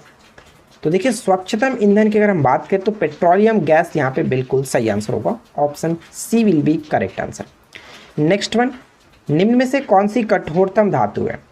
इस क्वेश्चन को थोड़ा सा ध्यान से समझिएगा। कठोरतम धातु, अगर आपने ऑप्शन ए को टिक किया तो आपने गलती की है, क्योंकि हीरा जो एक प्रकार का पदार्थ हम कह सकते हैं ना, तो वो धातु नहीं है। लेकिन हमसे क्वेश्चन पूछा कठोरतम धातु, तो प्लैटिनम को टिक करेंगे। इस क्वेश्चन का राइट आंसर होगा ऑप्शन सी। अगर क्वेश्चन में पदार्थ रहता तो वहाँ पर हम हीरा को टिक कर सकते थे, ठीक है, तो इसको याद रखिएगा। नेक्स्ट क्वेश्चन, निम्न में से कौन सी गैस प्रकाश संश्लेषण प्रक्रिया के लिए आवश्यक है। तो प्रकाश संश्लेषण के लिए आवश्यक जो है वो बिना कार्बन डाइऑक्साइड के लिए प्रकाश संश्लेषण पॉसिबल नहीं है, यानी ऑप्शन हम बी को टिक करेंगे। प्रकाश संश्लेषण के लिए कार्बन डाइऑक्साइड आवश्यक है। नेक्स्ट वन क्या है, निम्नलिखित कथनों पर विचार करें। पहला पॉइंट कह रहा है कि न्यूटन के गति के प्रथम नियम से बल का व्यंजक प्राप्त होता है। ये पॉइंट गलत है, क्योंकि न्यूटन के गति के प्रथम नियम से हमें बल का परिभाषा मिलता है, जबकि न्यूटन के गति के दूसरे नियम से हमें बल का व्यंजक मिलता है F बराबर m। तो ये पॉइंट्स गलत है। बल जो होता है वो द्रव्यमान और त्वरण का गुणनफल होता है। देखिए बल बिल्कुल जो है, जो फोर्स है वो मास और एक्सेलरेशन का जो कि गुणनफल है, तो ये बिल्कुल सही है। यानी केवल और केवल हम यहाँ पे दो को टिक करेंगे, ऑप्शन बी बिल्कुल सही आंसर हो जाता है। नेक्स्ट वन क्या है, रासायनिक ऊर्जा का विद्युत ऊर्जा में रूपांतरण निम्नवत होता है। रासायनिक ऊर्जा का विद्युत ऊर्जा में रूपांतरण निम्नवत होता है, किससे, तो इलेक्ट्रोलाइसिस के द्वारा, ऑप्शन ए करेक्ट आंसर है। अगला प्रश्न, टीएमवी शब्द बताइए किससे संबंधित है। टीएमवी तो कह सकते हैं टोबैको मोज़ेक वायरस से संबंधित है। सबसे पहले इसकी खोज इवानोवस्की ने किया था, तो हम यहाँ पे कह सकते हैं कि ये हमारा विषाणु से संबंधित है, ऑप्शन बी बिल्कुल करेक्ट होगा। नेक्स्ट वन, सूत्रकर्णिका यानी माइटोकॉन्ड्रिया निम्नलिखित में से किसका केंद्र होती है। तो माइटोकॉन्ड्रिया जो होता है वो कोशिकीय श्वसन का केंद्रक माना जाता है, ऑप्शन डी करेक्ट होगा। चलिए नेक्स्ट वन, अच्छा माइटोकॉन्ड्रिया संबंधित हम लोगों ने पहले भी डिस्कस किया था। माइटोकॉन्ड्रिया जो शब्द है वो, सबसे पहले बात करते हैं माइटोकॉन्ड्रिया खोज किसने किया। तो खोज इसका किया गया था 1886 में अल्टमैन के द्वारा, जबकि इसका नामकरण जो माइटोकॉन्ड्रिया रखा गया था वो बेंडा नामक वैज्ञानिक ने रखा था, ये ध्यान रखिए। अगला प्रश्न, कोबाल्ट 60 आमतौर पर विकिरण चिकित्सा तथा कैंसर जैसे रोगों में प्रयुक्त होता है, क्योंकि यह उत्सर्जित करता है। किस किरण को उत्सर्जित करता है, कोबाल्ट 60। तो कोबाल्ट 60 गामा किरण हम यहाँ पे कह सकते हैं, ऑप्शन सी बिल्कुल सही आंसर हो जाता है। क्वेश्चन कह रहा है कि मच्छरों के नियंत्रण हेतु प्रयोग की जाने वाली कीटभक्षी मछली कौन सी है। तालाबों में, कुओं में इसका प्रयोग किया जाता है इस कीटभक्षी मछली को, ताकि मच्छरों से नियंत्रित की जा सके, और ये मछली का नाम है गैम्बूसिया, ठीक है, राइट आंसर होगा ऑप्शन सी। सेकेंड क्वेश्चन है कि एक उड़ते हुए चक्के की प्रति सेकेंड घूर्णन किसके द्वारा मापी जाती है। तो इस प्रश्न का करेक्ट आंसर होगा स्ट्रोबोस्कोप, ठीक है, स्ट्रोबोस्कोप, यानी ऑप्शन हम डी को टिक करेंगे। बैरोमीटर आपको पता है, बैरोमीटर वायुमंडलीय तापमान। एनीमोमीटर की बात करें तो हवा की गति का मापन किया जाता है, और हाइग्रोमीटर जो कि बहुत बार पूछा जाता है, एकदम वीवीआई है, आर्द्रता को मापने के लिए हाइग्रोमीटर। चलिए नेक्स्ट वन है कि माइक्रोन, ठीक है, माइक्रोन किसके बराबर होता है, यानी एक माइक्रोन जो किसके बराबर होता है। तो एक माइक्रोन 10⁻⁻6 मीटर, लेकिन एग्जाम्स में अक्सर देखा गया जो पूछा जाता है वो मिलीमीटर में पूछा जाता है। तो 0.001 mm याद रखेंगे, मिलीमीटर, ठीक है। चलिए आगे बढ़ते हैं। क्वेश्चन नंबर 4 कह रहा है कि बायोप्सी संबंधित है। बायोप्सी का संबंध किससे है। बायोप्सी संबंधित है परीक्षण के लिए ऊतकों को शरीर से अलग करने की विधि, यानी ऑप्शन हम ए टिक करेंगे, बायोप्सी, ठीक है ना। आगे बढ़ते हैं। नेक्स्ट वन कह रहा है कि जंतुओं में होने वाले फूड एंड माउथ रोग किसके कारण उत्पन्न होता है। फूड एंड माउथ रोग जो है, फूड नहीं, फुट एंड माउथ रोग, फुट एंड माउथ रोग जो है, जिसको हम लोग खुरपका मुंहपका रोग के नाम से भी जानते हैं, ये विषाणु के द्वारा यानी वायरस के कारण होने वाला रोग है, और एक्चुअली ये पशुओं में होता है अधिकतर। नेक्स्ट वन कह रहा है कि गैलन सामान्यता बताइए क्या है। गैलन बहुत बार आपने सुना होगा। गैलन हम कह सकते हैं कि आयतन की माप के रूप है, ठीक है फ्रेंड्स, गैलन। अक्सर क्वेश्चंस ये पूछा जाता है कि 1 गैलन बराबर कितना लीटर होता है, तो ये ध्यान रखिएगा कि 1 गैलन बराबर 3.785 लीटर, ठीक है। अगर आपसे ये पूछे कि 1 बैरल बराबर कितना लीटर होता है, तो 1 बैरल बराबर हम कह सकते हैं कि 159 लीटर होता है। ये दोनों के दोनों पॉइंट्स आपको याद रखने हैं। आगे देखिए नेक्स्ट क्वेश्चन से कि डेयरियों में दूध से क्रीम अलग करने के लिए इस्तेमाल की जाने वाली प्रक्रिया कौन सी है, तो उसको हम लोग कहते हैं अपकेंद्रीय, ठीक है, अपकेंद्रीय बल के थ्रू निकाला जाता है। अपकेंद्रीय बल को हम लोग और एक नाम से जानते हैं जिसको इंग्लिश में कह सकते हैं सेंट्रीफ्यूगल फोर्स, ठीक है। और सेंट्रीफ्यूगल फोर्स को हम इस तरह से समझ सकते हैं कि जिसके कारण, यानी सेंट्रीफ्यूगल फोर्स वह फोर्स है जिसके कारण किसी गतिशील वस्तु में केंद्र से दूर भागने की प्रवृत्ति होती है, ठीक है। जैसे अगर क्रीम सेपरेटर की बात करें तो वो इसी सिद्धांत पर काम करता है। और एक और एग्जांपल के मैं आपको समझाना चाहूँ तो गोल घूमते हुए झूले पर बैठे जो लोग होते हैं वो अपकेंद्रीय बल के कारण ही बाहर की ओर चले जाते हैं, जैसा कि आप देखे होंगे। चलिए नेक्स्ट क्वेश्चन से ट्राई करते हैं। अगला प्रश्न है कि न्यूक्लियस में परमाणु क्रमांक यानी एटॉमिक नंबर को दर्शाता है। परमाणु क्रमांक जो किसको दर्शाता है, तो परमाणु क्रमांक जो होता है वो प्रोटॉन की संख्या के बराबर होता है, यानी राइट आंसर होगा ऑप्शन ए। नेक्स्ट वन, एक हाइड्रोजन एटम में कितने न्यूट्रॉन होते हैं।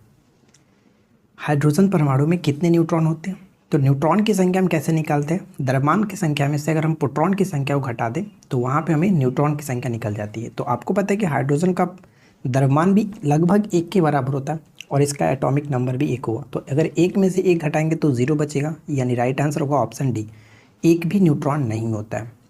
नेक्स्ट वन देखिए, निम्नलिखित में से कौन सा वह विचार है कि नई प्रजातियों का विकास उनके परिभाषित लक्षणों में अचानक एवं अप्रत्याशित परिवर्तन के कारण हुआ है। तो यहाँ पे कह सकते हैं म्यूटेशन यानी कि उत्परिवर्तन, ठीक है। उत्परिवर्तन की खोज किसने की थी या फिर आविष्कार कह सकते हैं किसके द्वारा किया गया था, एच.डी. व्रिज, ऑप्शन बी यहाँ पे करेक्ट होगा, उत्परिवर्तन। अगला प्रश्न है कि एसआई पद्धति में लेंस की शक्ति का इकाई क्या होता है। एसआई यूनिट में लेंस की शक्ति का इकाई क्या होता है, तो ऑप्शन हम बी को टिक करेंगे, dioptre, option B will be correct answer, dioptre, ठीक है। अब ध्यान दीजिएगा फ्रेंड्स कि डायोप्टर से संबंधित भी कई सारे प्रश्न पूछ जाते हैं। अगर फोकस दूरी f मीटर में हो तो वहाँ पे हम कहते हैं कि p = 1/f होगा। अगर फोकस दूरी सेंटीमीटर में दी गई हो तो वहाँ पे हम कहते हैं कि p = 100/f होगा। तो ये आपके फोकस दूरी पे डिपेंड करता है कि सेंटीमीटर में या फिर मीटर में। एक क्वेश्चन से डायरेक्ट पूछा जाता है कि उत्तल लेंस की डायोप्टर क्या होगा, धनात्मक होगा ऋणात्मक होगा। तो उत्तल लेंस का जो डायोप्टर होता है वो हमेशा धनात्मक होता है, जबकि अवतल लेंस के लिए ऋणात्मक होता है, ये ध्यान रखेंगे। नेक्स्ट वन देखिए क्या कह रहा है कि चलती हुई बस जब अचानक ब्रेक लगाती है उसमें बैठे हुए यात्री आगे की दिशा में गिरते हैं, इसके द्वारा समझाया जा सकता है।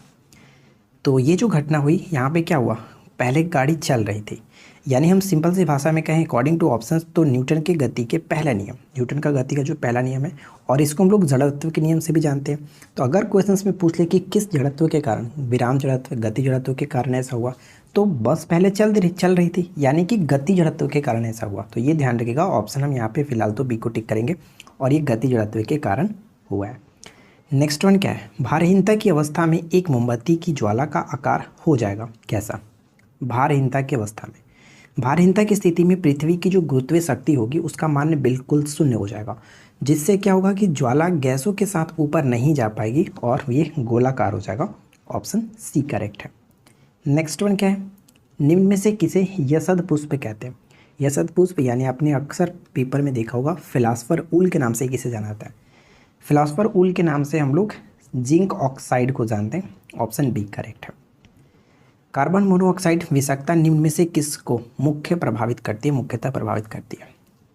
इसके पहले वाले हम लोगों ने सेट नंबर 6 में भी इस क्वेश्चन के बारे में डिस्कस किया था। ये क्या करता है, कार्बन मोनोऑक्साइड काफ़ी जहरीली गैस है जो कि दम घोटू गैस के नाम से भी इसको जाना जाता है।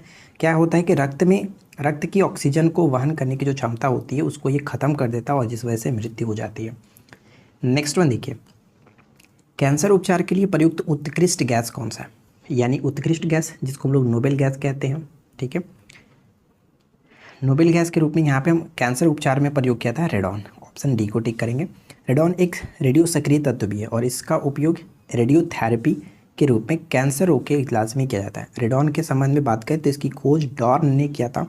और रेडॉन की प्रतीकानुसार की बात करें तो यानी कि इसको जो सूचित किया जाता है आरएन से परमाणु संख्या 86 होता है। तो ये सभी याद रखेंगे।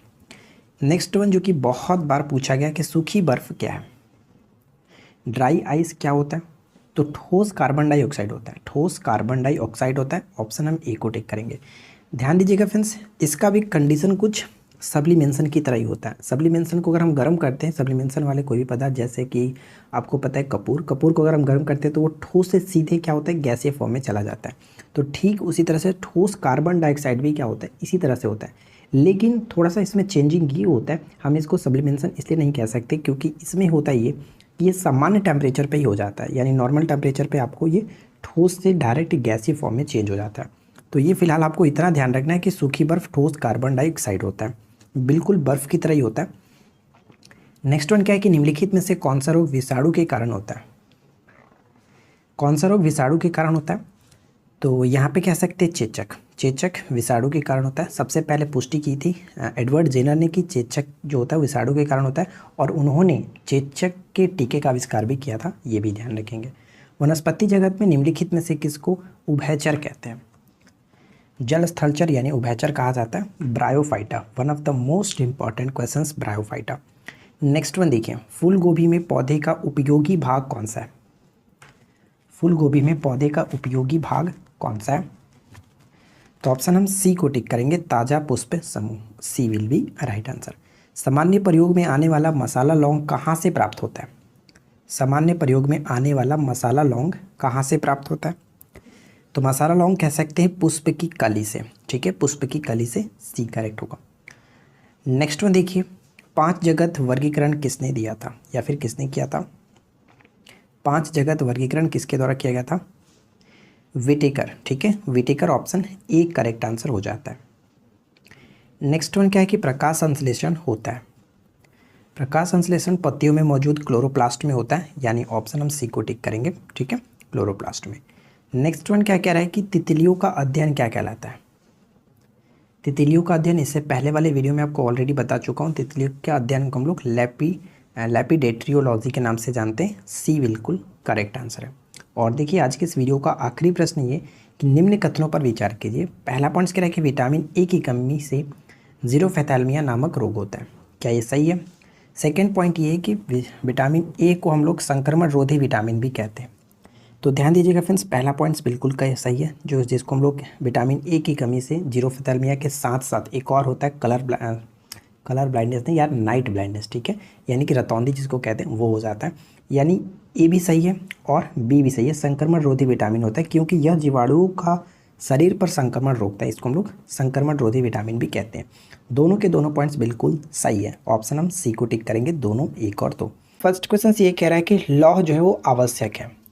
बताइए कि लौह जो है यानी कि लोहा जो है वो आवश्यक क्यों है, इसका कारण क्या होगा।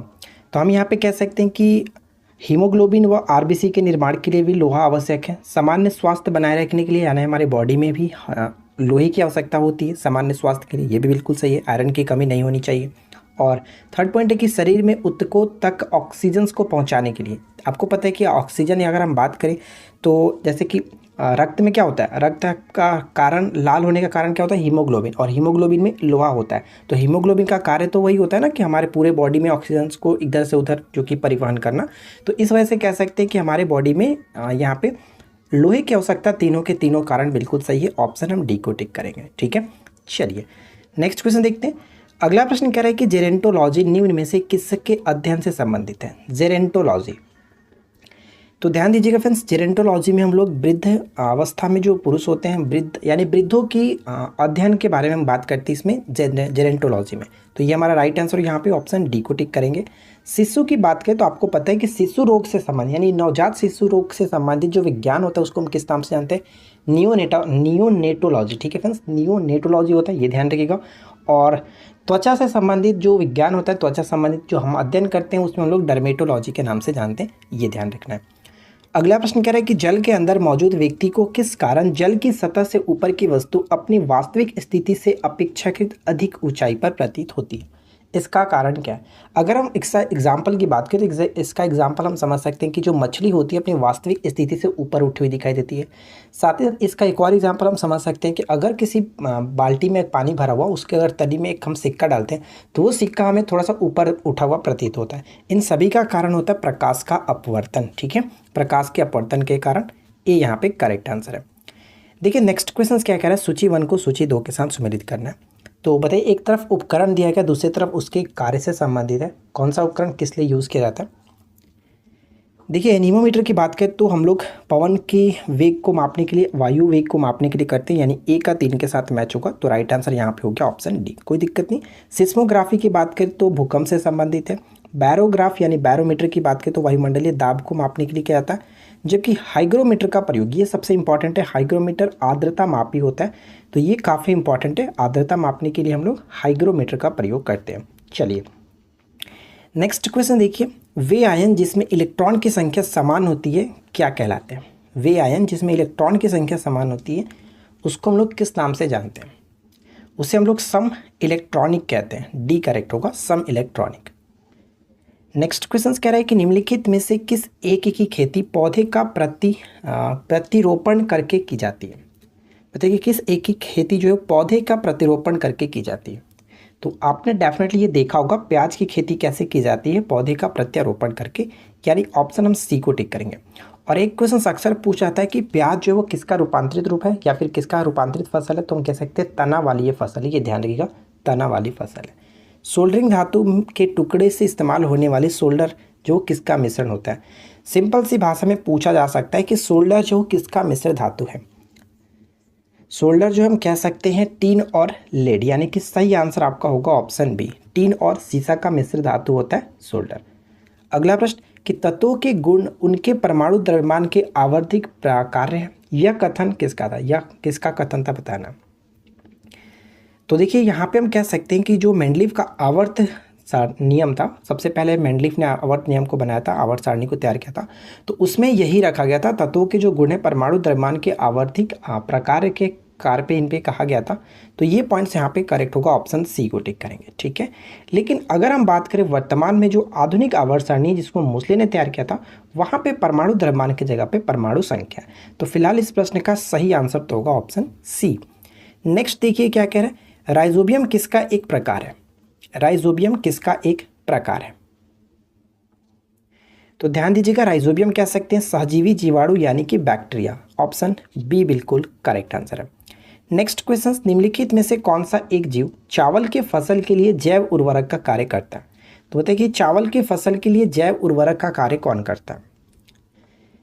तो यहाँ पे हमारा करेक्ट आंसर होगा नील हरित शैवाल। Option A will be correct answer.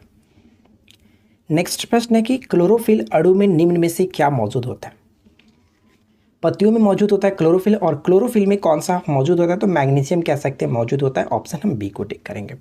Next प्रश्न कि निम्न धातु युग्मों में से किस एक में क्रमशः सबसे हल्की धातु और सबसे भारी धातु है?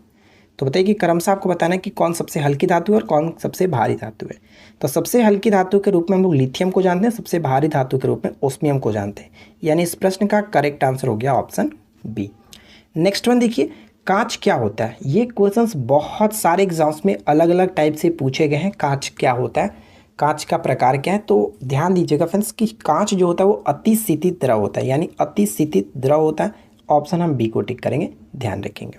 ठीक है, और अगर हम बात करें कांच क्या होता है, तो कांच एक तरह से हम ये भी कह सकते हैं कि कांच विद्युत का कुचालक होता है।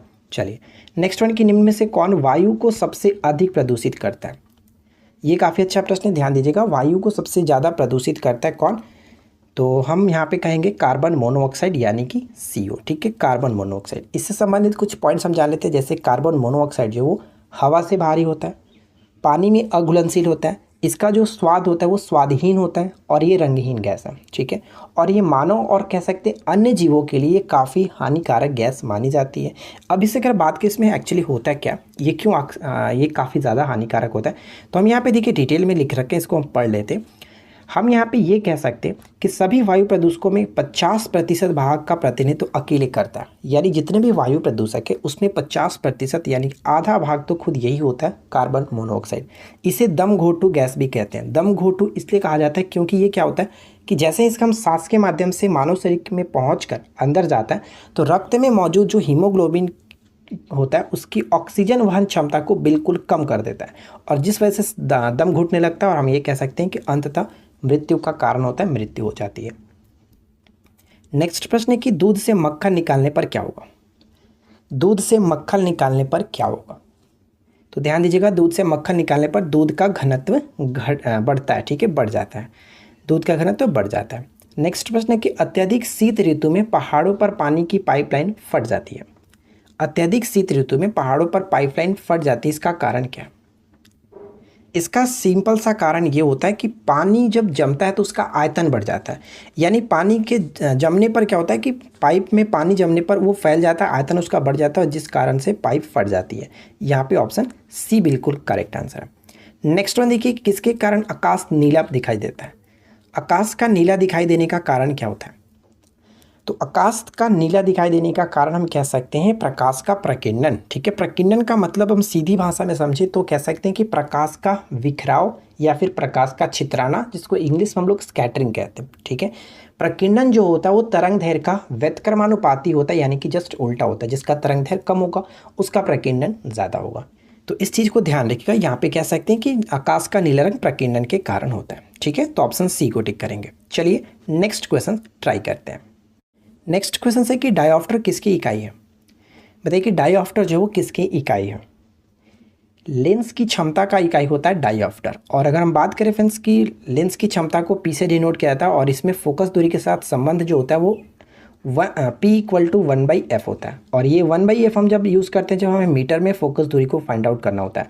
अगर सेंटीमीटर की बात जब की जाती है तो वहाँ पे 100/f रखते हैं, ये दोनों ध्यान में रखिएगा, ठीक है। ये सेंटीमीटर में हो गया आपका, वो ऊपर में होता है मीटर में। आगे बढ़ते हैं।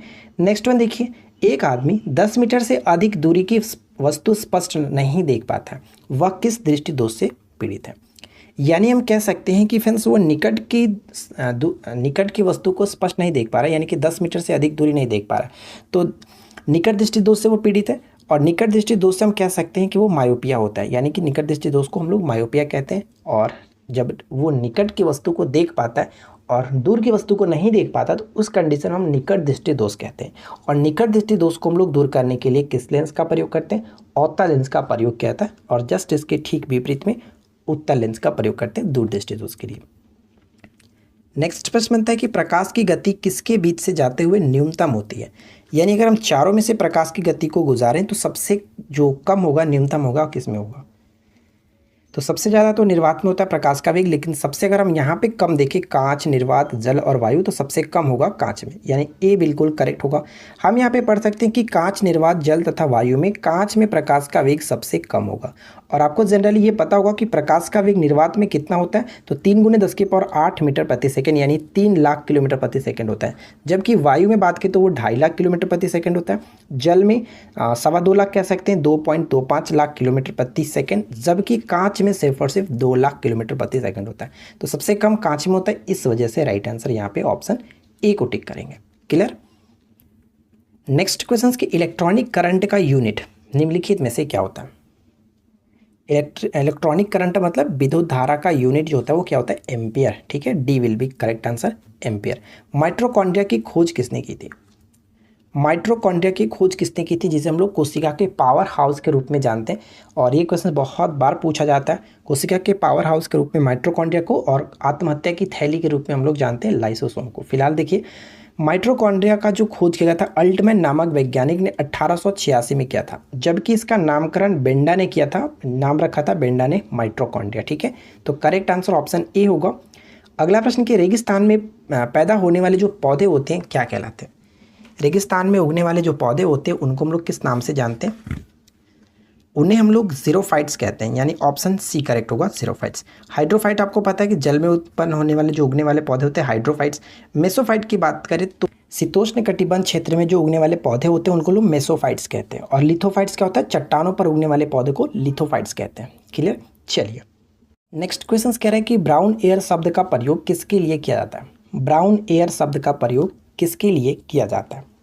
तो इस प्रश्न का करेक्ट आंसर हमारा हो जाएगा ब्राउन एयर शब्द का प्रयोग हम लोग करते हैं प्रकाश रासायनिक धुआं। यहाँ पे ऑप्शन हम बी को टिक करेंगे, प्रकाश रासायनिक धुआं।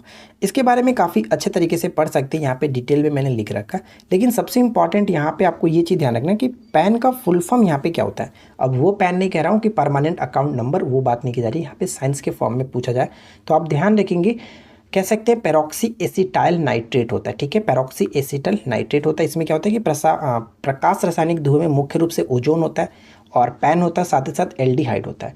और हम यहाँ पे कह सकते हैं जहाँ तीव्र सौर विकिरण होता है उसे वहाँ पर इसे ब्राउन एयर के नाम से जाना जाता है, प्रकाश रासायनिक धुएं को। क्लियर। चलिए इस वीडियो का आखिरी प्रश्न देखिए क्या कह रहा है कि फ़ारेनहाइट तापक्रम पर या फिर फ़ारेनहाइट मापक्रम पर सामान्य वायुमंडलीय दाब पर उबलने वाले पानी का ताप कितना होता है। अगर हम सेल्सियस पैमाने पे बात करें तो आपको जनरली पता होगा सेल्सियस पैमाने पर 0 डिग्री सेल्सियस पे जमता है और 100 डिग्री सेल्सियस पर पानी उबलता है।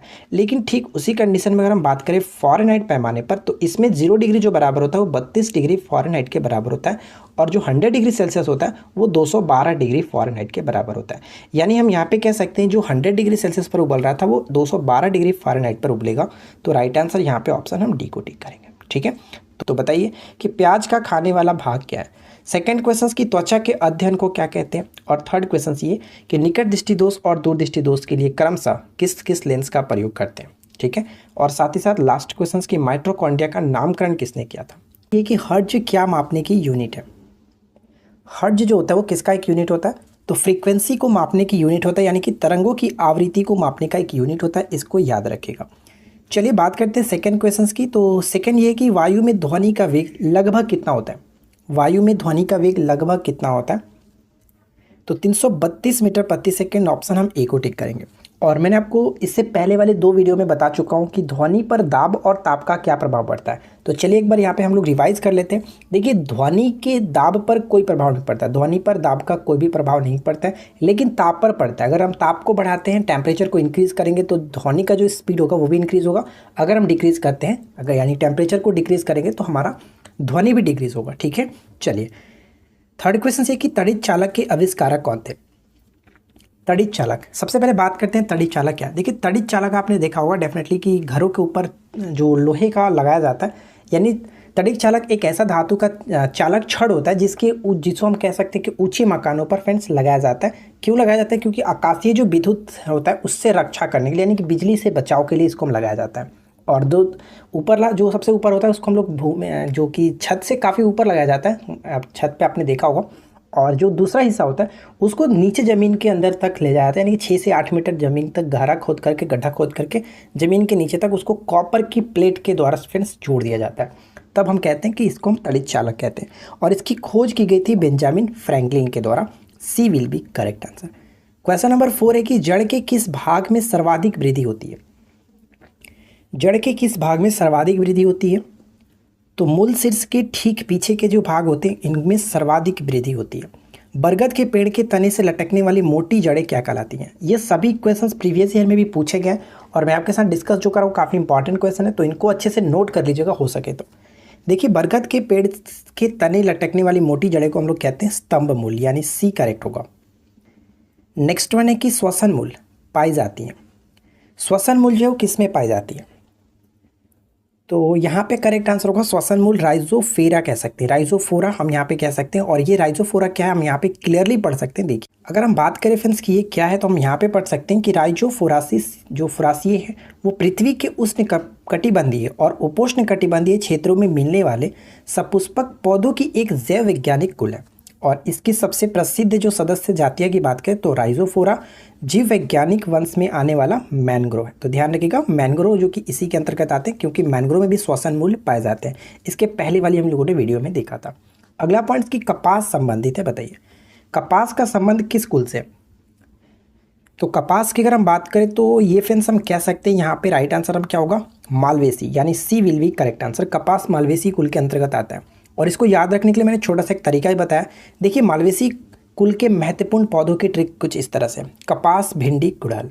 देखिए कपास भिंडी गुड़हल इसमें आता है क्या क्या चीज़ आती है, यानी कि मालवेसी में कपास आता है, भिंडी आता है और गुड़हल आता है। हम यहाँ पे कह सकते हैं कि ट्रिक हमारा ये है कि माँ के पास भिंडी और गुड़ है, माँ के पास भिंडी और गुड़ है। तो देखिए माँ का मतलब हो गया मालवेसी, यानी मालवेसी कुल की अगर बात कर रहे हैं, कपास के मतलब बात करें तो कपास, भिंडी और गुड़ मतलब गुड़हल। इन तीनों को याद रख सकते हैं इस तरह से। चलिए नेक्स्ट वन क्या कह रहा है कि हाइड्रोजन के समस्थानिकों की संख्या कितनी होती है। समस्थानिक मतलब आइसोटॉप्स, और हाइड्रोजन के समस्थानिकों की संख्या जो है वो टोटल 3 है, प्रोटियम, ड्यूटेरियम और ट्राइटियम। तो ये ध्यान रखिएगा 3 है। अगला पॉइंट देखिए क्या है, हाइड्रोजन के रेडियो सक्रिय समस्थानिकों को क्या कहते हैं। जस्ट अभी हम लोगों ने बात किया कि 3 समस्थानिक होते हैं, तो उनमें से उसका रेडियो सक्रिय समस्थानिक का नाम क्या है। तो ट्राइटियम बिल्कुल करेक्ट आंसर होगा। जो तीसरा समस्थानिक है उसको हम कहते हैं, यानी कि 1H जो 3 है इसको कहते हैं, ठीक है, 1H3 ट्राइटियम होता है। नेक्स्ट प्रश्न की तत्वों के वर्गीकरण से संबंधित अष्टक नियम का प्रतिपादन किसने किया था। अष्टक नियम का प्रतिपादन किसने किया था। अष्टक नियम का प्रतिपादन न्यूलैंड्स ने किया था। यहाँ पे ऑप्शन सी को टिक करेंगे, जबकि मैंने आपको पिछले वीडियो में बताया था डेबराइन का त्रिक नियम था, ये मैंने आपको कल बताया था।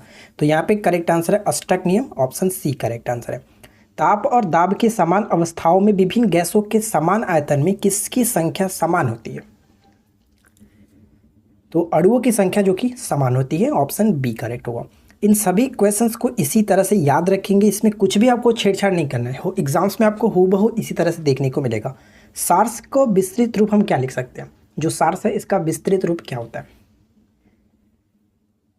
तो हम कह सकते हैं सीवियर एक्यूट रिसेप्टरी सिंड्रोम, यानी ऑप्शन हम बी को टिक करेंगे। सार्स एक प्रकार का वायरस ही था और ये 2002 में सबसे पहले चीन में देखा गया था। और ये अगर हम बात करें इसका लक्षण, तो जो अभी वर्तमान में हम लोग कोरोना वायरस के लक्षण देख रहे हैं ना, ठीक उसी तरह से इसका लक्षण था। इस तरह से कह सकते हैं कि कोरोना वायरस जो सार्स का ही एक रूप है, तो इसको ध्यान रखिएगा। लेकिन फ्रेंड्स ध्यान दीजिएगा कि 2004 के बाद इसके मामले से साफ बंद हो चुके थे। नेक्स्ट प्रश्न की वस्तु के वेग तथा उसी माध्यम से एवं उन्हीं परिस्थितियों में ध्वनि के वेग के अनुपात को क्या कहते हैं। तो इसको हम लोग कहते हैं मैक संख्या, ठीक है, मैक संख्या, option D will be correct answer. प्रक्षेपास्त्र का विकास किसने किया था। प्रक्षेपास्त्र का विकास किसने किया था। वान ब्रान, यानी ऑप्शन ए को टिक करेंगे, वान ब्रान, option A will be correct answer. Next प्रश्न की वायु प्रदूषकों का विश्वसनीय संकेतक कौन सा है। वायु प्रदूषकों का विश्वसनीय संकेतक कौन सा है। तो लाइकेन और जो मॉस होते हैं इनको कहते हैं, ये वायु प्रदूषकों के लिए काफ़ी विश्वसनीय संकेतक माने जाते हैं, लाइकेन और मॉस। मोटर कार से उत्पन्न प्रदूषक जो मानसिक रोग पैदा करता है वो कौन सा है। मोटर कार से उत्पन्न प्रदूषक जो मानसिक रोग पैदा करता है वो है लेड, यानी कि सीसा, जिसको पीबी कहते हैं। नेक्स्ट वन, पारिस्थितिकी निम्नलिखित के बीच पारस्परिक संबंधों का अध्ययन है।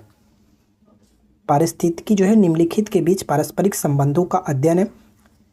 तो जीव और वातावरण, यानी राइट आंसर यहाँ पे होगा जीव और वातावरण। बात अगर पारिस्थितिकी की करें तो पारिस्थितिकी जो शब्द है इसका सबसे पहले किसने किया था, अर्नेस्ट हैकल ने, ठीक है, अर्नेस्ट हैकल, ध्यान रखिएगा। चलिए नेक्स्ट वन देखिए कि पौधे को रोग प्रतिरोधी बनाया जाता है।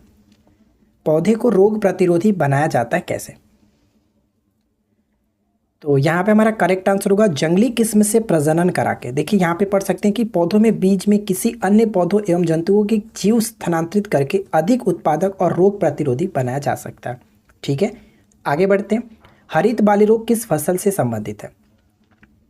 हरित बाली रोग, ये काफ़ी इंपॉर्टेंट प्रश्न है, कई बार पेपर में देखने को मिला है। हरित बाली रोग का संबंध हम कह सकते हैं ये बाजरा से, ऑप्शन सी को टिक करेंगे, ठीक है। और इससे संबंधित कुछ पॉइंट्स हम यहाँ पे पढ़ करके आप अच्छे तरीके से समझ सकते हैं। नेक्स्ट पॉइंट की पत्ता गोभी खाद्य पदार्थ का संग्रह कहाँ करता है। पत्ता गोभी खाद्य पदार्थों का संग्रह जो है वो कहाँ करता है। तो इस प्रश्न का करेक्ट आंसर है पत्तियों में, ध्यान दीजिएगा, पत्तियां, ऑप्शन डी को टिक करेंगे। नेक्स्ट प्रश्न है कि थ्रोम्बोसिस निम्नलिखित में से क्या है। थ्रोम्बोसिस जो निम्नलिखित में से क्या है। थ्रोम्बोसिस को कह सकते हैं कि रक्त को सामान्य रूप से बहने से रोकना, यानी कि C will be correct answer. Next question है कि कोई भी पदार्थ जो स्वयं को परिवर्तित किए बिना रासायनिक अभिक्रिया की दर को प्रभावित करने में समर्थ हो उसे हम लोग क्या कहते हैं। तो इसे हम लोग किस नाम से जानते हैं, कैटलिस्ट, यानी कि उत्प्रेरक, ठीक है। उत्प्रेरक यहाँ पे बिल्कुल सही आंसर होगा। उत्प्रेरक का कार्य होता है कि रासायनिक अभिक्रिया जो इसके दर को प्रभावित करता है लेकिन खुद उसमें भाग नहीं लेता है। उत्प्रेरक की खोज किसने की थी, बर्जीलियस नामक वैज्ञानिक ने किया था, ये ध्यान रखेंगे। सल्फ्यूरिक एसिड के साथ मिश्रित होने पर लिटमस विलयन का रंग कैसा होगा। यहाँ पे थोड़ा सा आपको समझना है। देखिए सल्फ्यूरिक एसिड यानी कि सल्फ्यूरिक अम्ल के साथ मिश्रित होने पर लिटमस विलयन। तो मैंने आपको एक तरीका बताया था अनिल। तो अनिल का मतलब क्या कह सकते हैं कि यानी अम्ल जो होता है वो नीले लिटमस को लाल में कन्वर्ट करता है। तो हम यहाँ पे कह सकते हैं कि लिटमस विलयन यानी कि सल्फ्यूरिक अम्ल एक प्रकार का अम्ल हो गया, यानी कि अम्ल नीले को लाल में कन्वर्ट करेगा। तो कह सकते हैं कि लिटमस विलयन का जो रंग होगा वो किस तरह से हो जाएगा, लाल हो जाएगा, यानी कि उसमें नीले को क्या करेगा, वो लाल में कन्वर्ट करेगा। तो लाल यहाँ पे हो जाएगा। ऑप्शन हम बी को टिक करेंगे। कंफ्यूज नहीं होना है, अनिल याद रखिए, आप हमेशा इसको अच्छे से कर सकते हैं। नेक्स्ट वन देखिए, निम्नलिखित धातुओं पर विचार कीजिए। यूरेनियम, रेडियम और प्लूटोनियम उपरोक्त में से कौन से नाभिकीय शस्त्र बनाने में प्रयोग में लाए जाते हैं? तो यूरेनियम और प्लूटोनियम का प्रयोग किया जाता है। यहाँ पे 1 और 3 बिल्कुल सही होगा। Option B will be right answer. Next प्रश्न है कि निम्नलिखित में से किसने लेजर का आविष्कार किया? बताइए फ्रेंड्स कि लेजर का आविष्कार किसने किया था?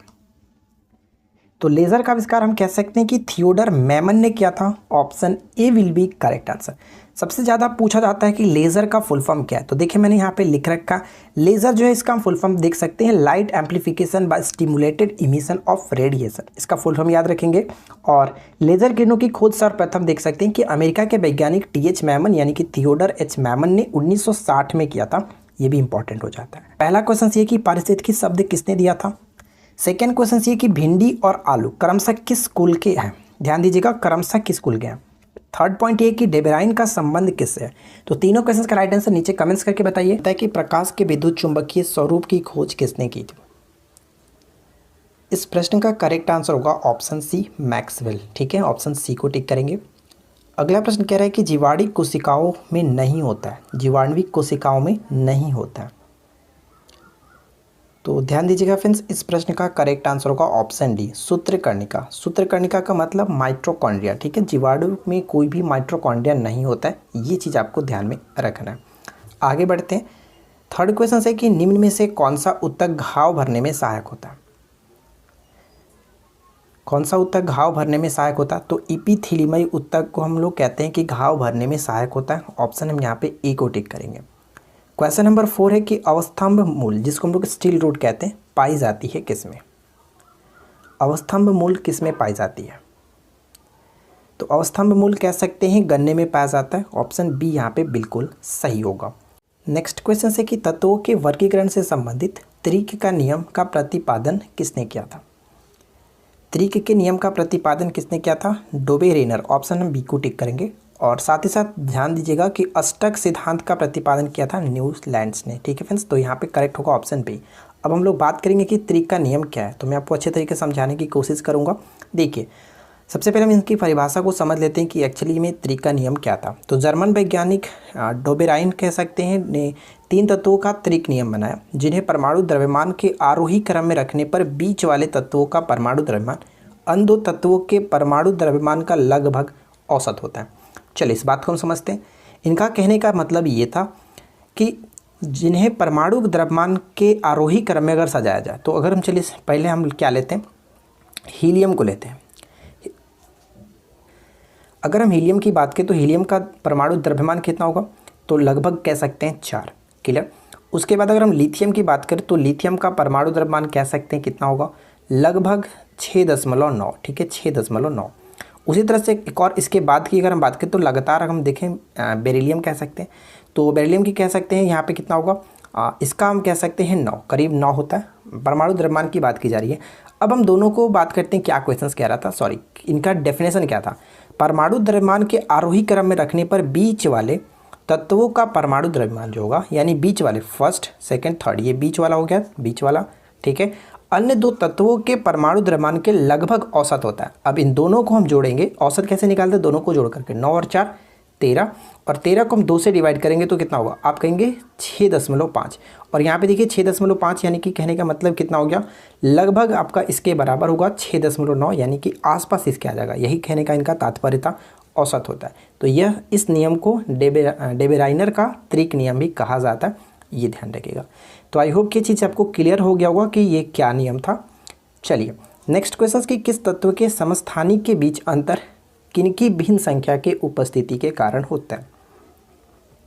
समस्थानिक, तो कल की वीडियो में हम लोगों ने बात किया था समस्थानिक हम तब कहते हैं जब परमाणु संख्या समान लेकिन परमाणु द्रव्यमान भिन्न हो, या फिर प्रोटॉनों की संख्या समान, या फिर उन कह सकते हैं कि न्यूट्रॉनों की संख्या भिन्न हो, इस तरह से समस्थानिक कहते हैं। तो उनमें क्या होता है कि न्यूट्रॉन की संख्या में अंतर होता है, तब हम कहते हैं कि कोई भी समस्थानिक हम अंतर कह सकते हैं। यानी कि समस्थानिक हम तब कहते हैं उनके बीच न्यूट्रॉनों की संख्या में उपस्थिति अगर भिन्न भिन्न होती है तब हम कहते हैं। ठीक है फ्रेंड्स, तो ऑप्शन हम बी को टिक करेंगे।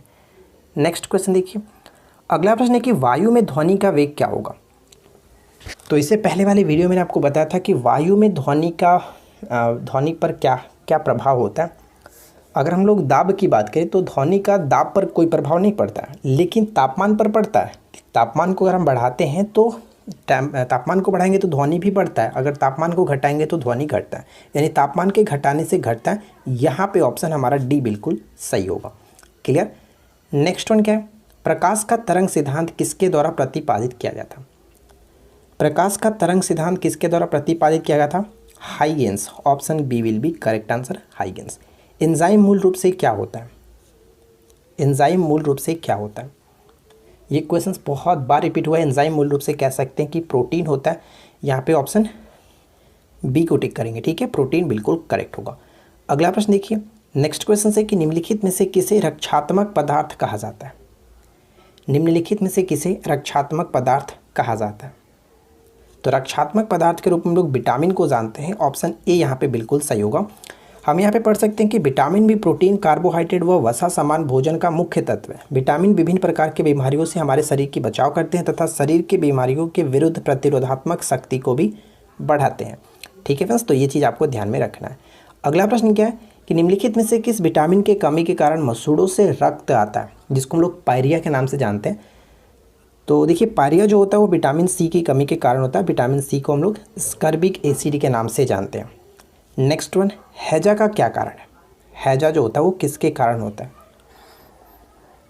तो एक चीज़ आपको ध्यान रखना है कि हैजा जो होता है वो हम कह सकते हैं कि ये जीवाणु के कारण होता है। तो अब इसमें बात ये आती है कि किस जीवाणु के कारण होता है। तो विब्रियो कैलोरी नामक जीवाणु के कारण होता है। ठीक है, विब्रियो कैलोरी नामक जीवाणु के कारण होता है। एक पॉइंट्स यहाँ पे और बता दूँ, अगर आपसे पूछ ले कि हैजा से प्रभावित अंग कौन सा होता है, तो आंत प्रभावित होता है, इससे आंत। ठीक है, तो यहाँ पे क्लियर आपका हो गया जीवाणु। ऑप्शन हम ए को टिक करेंगे। क्लियर फ्रेंड्स, चलिए। अच्छा, अगर बात करें कि हैजा कैसे फैलता है, तो इसका कारण क्या होता है, फैलने का संचरण का माध्यम क्या है। तो जीवाणुओं द्वारा दूषित भोजन या फिर पानी को ग्रहण करने से ये फैलता है। ठीक है, आगे देखिए। नेक्स्ट वन, कार्बोहाइड्रेट के अलावा हमारे आहार में ऊर्जा का एक प्रमुख स्रोत क्या है। तो आपको पता है कि कार्बोहाइड्रेट जो है हमें एनर्जी प्रदान करता है, लेकिन इसके अलावे भी हमें एनर्जी कौन देता है। तो वसा जो है वो भी एनर्जी देता है, लेकिन ज़्यादा मात्रा में इसे नहीं लेना चाहिए, जो कि नुकसान भी करता है, जो कि आपके चर्बी बढ़ा सकता है। ठीक है, वसा, फैट। नेक्स्ट वन क्या है कि मिनी माता रोग होने का क्या कारण होता है। मिनी माता रोग होने का कारण क्या है। तो मिनी माता जो होता है वो पारा युक्त अगर हम जल पीते हैं तो उसमें होता है पारा से। ठीक है, पारा। ऑप्शन ए करेक्ट होगा। जो कि नेक्स्ट देखिए, घात करो और छिप जाओ नाम से विख्यात विषाणु कौन सा है। घात करो और छिप जाओ नाम से विख्यात विषाणु का नाम क्या है। तो इसको कहते हैं RSV। ठीक है फ्रेंड्स, RSV विषाणु कहते हैं। और RSV का फुल फॉर्म हम यहाँ पे पढ़ सकते हैं, क्या होता है। तो रिसेप्टरी कह सकते हैं सिंसिटियल वायरस। ठीक है, इसका फुल फॉर्म आप याद रखेंगे, हो सकता है पेपर में देखने को मिल जाए। आगे बढ़ते हैं। नेक्स्ट क्वेश्चन कह रहा है कि एग्रो फॉरेस्ट्री है, बताइए एग्रो फॉरेस्ट्री क्या है। तो इस प्रश्न का करेक्ट आंसर होगा एग्रो फॉरेस्ट्री कह सकते हैं कि कृषि के साथ साथ उसी भूमि पर काष्ठीय बारहमासी वृक्ष लगाना एग्रो फॉरेस्ट्री कहा जाता है। सी करेक्ट आंसर है। पीलिया रोग किसे प्रभावित करता है। पीलिया जो रोग है वो किसे प्रभावित करता है। तो ये यकृत को प्रभावित करता है। ऑप्शन बी यहाँ पे करेक्ट आंसर हो जाता है। किसी तत्व के रासायनिक गुण निम्न में से कौन तय करता है। किसी भी तत्व का रासायनिक जो गुण है वो किसके द्वारा निर्धारित होता है, कौन तय करता है। जो इलेक्ट्रॉनों की संख्या होती है इसी के द्वारा निर्भर होता है, यही तय करता है रासायनिक गुणों को। अगला प्रश्न देखिए, उपचयन या फिर हम कह सकते हैं इसको ऑक्सीकरण। तो ये ध्यान रखिएगा, उपचयन या फिर ऑक्सीकरण दोनों एक ही है मतलब है। तो यहाँ पे आपको बताना है कि फर्स्ट और सेकेंड में दी गई है तो कौन सा सही है। ऑक्सीकरण के संबंध में कौन सी जो कथन है वो सही होगा। तो पहला पॉइंट कह रहा है कि किसी पदार्थ से हाइड्रोजन विस्थापित होता है। जो कि ये बिल्कुल सही है। पहला पॉइंट्स में कोई दिक्कत नहीं, हम कह सकते हैं कि किसी भी पदार्थ से अगर हाइड्रोजन विस्थापित होता है तो हम कह सकते हैं वो ऑक्सीकरण हो रहा है, ठीक है, हाइड्रोजन निकलना और ऑक्सीजन का संयोग होना, हम ये कह सकते हैं। सेकेंड पॉइंट कह रहा है कि किसी पदार्थ में धन विद्युत तत्व जोड़ा जाता है या फिर धन विद्युत तत्व का अनुपात बढ़ता है। अब इसका मतलब कैसे समझेंगे, तो हम दूसरे शब्दों में ये कह सकते हैं इलेक्ट्रॉन का खोना। तो मैंने आपको इससे पहले वाली वीडियो में बताया था कि अगर इलेक्ट्रॉन खोता है तो उस पर क्या होता है कि धन चार्ज चढ़ता है, यानी कि पॉजिटिव चढ़ता है। तो इसका मतलब कितना हो गया, सोडियम के यहाँ पे 10 हम कहेंगे। तो यहाँ पे आप देख रहे हैं कि प्लस चढ़ा, तो इसमें कहने का मतलब कि किसी पदार्थ में धन विद्युत तत्व का जोड़ा जाता है, यानी कि धन विद्युत तत्वों का अनुपात बढ़ता है। तो हम यहाँ पे कह सकते हैं कि यहाँ पे इलेक्ट्रॉन का त्याग हुआ, इलेक्ट्रॉन एक खोया गया, तो इस वजह से हम कह सकते हैं कि दोनों का दोनों कथन बिल्कुल सही है। ऑप्शन हम सी को टिक करेंगे, ठीक है, option C will be correct answer. Next one देखिए कि पीतल किसकी मौजूदगी में निरंतर रहने पर वायु में रंगहीन हो जाता है। किसकी मौजूदगी रहने पर जो कि ये रंगहीन हो जाता है पीतल, तो हम यहाँ पे कह सकते हैं हाइड्रोजन सल्फाइड, ठीक है, हाइड्रोजन सल्फाइड करेक्ट आंसर होगा। और कभी कभी ये पूछा जाता है कि पीतल किसका किसका मिश्रण है, तो पीतल कह सकते हैं तांबा और जिंक का मिश्रण है, ये भी आपको याद रखना है। नेक्स्ट क्वेश्चन कि एक नाभिकीय रिएक्टर में भारी जल का क्या कार्य है। एक नाभिकीय रिएक्टर में भारी जल का क्या कार्य है, तो इसका कार्य हम ये कह सकते हैं कि न्यूट्रॉन की गति को कम करना, ठीक है, न्यूट्रॉन की गति को कम करना इसका मेन कार्य होता है। ए विल बी करेक्ट आंसर। अगला प्रश्न कि वायु में कौन सी गैस नोबेल नहीं है, नोबेल गैस नहीं है। नोबेल गैस को हम लोग उत्कृष्ट गैस कहते हैं, इनर्ट गैस कहा जाता है। तो यहाँ पे बताइए कौन सा नहीं है। वायुमंडल में रेडॉन नहीं पाया जाता, यहाँ पे ऑप्शन हम डी को टिक करेंगे, रेडॉन नहीं है, ठीक है। नेक्स्ट वन, निम्न में से कौन सा सार्वजनिक तापन के लिए उत्तरदायी होता है। सार्वजनिक तापन का मतलब हम कह सकते हैं ग्लोबल वार्मिंग के लिए उत्तरदायी होता है कौन, तो मीथेन भी है, कार्बन डाइऑक्साइड भी है, जलवाष्प भी है। तो यहाँ पे तीनों का तीनों यहाँ पे डी को टिक करेंगे, ठीक है।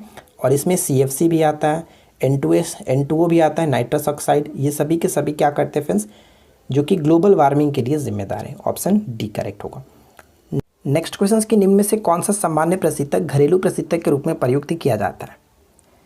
तो घरेलू प्रशीतक के रूप में कह सकते हैं फ्रीगॉन का प्रयोग करते हैं। ऑप्शन सी बिल्कुल करेक्ट आंसर है, फ्रीगॉन।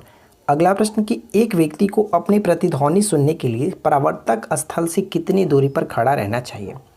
ये क्वेश्चंस पहले बहुत पूछा जाता था, तो ध्यान दीजिएगा कि प्रतिध्वनि यानी जिसको हम लोग इको कहते हैं, ठीक है, इको कहते हैं। इको को सुनने के लिए परावर्तक स्थल से जो दूरी होती है वो 56 फीट कह सकते हैं। कभी कभी फीट में ना लिख करके आपको मीटर में दिया जा सकता है, तो लगभग आप कहेंगे 17 मीटर, ठीक है, 17 मीटर के अप्रॉक्सीमेटली ये होता है। तो यहाँ पे ध्यान रखेंगे 56 फीट।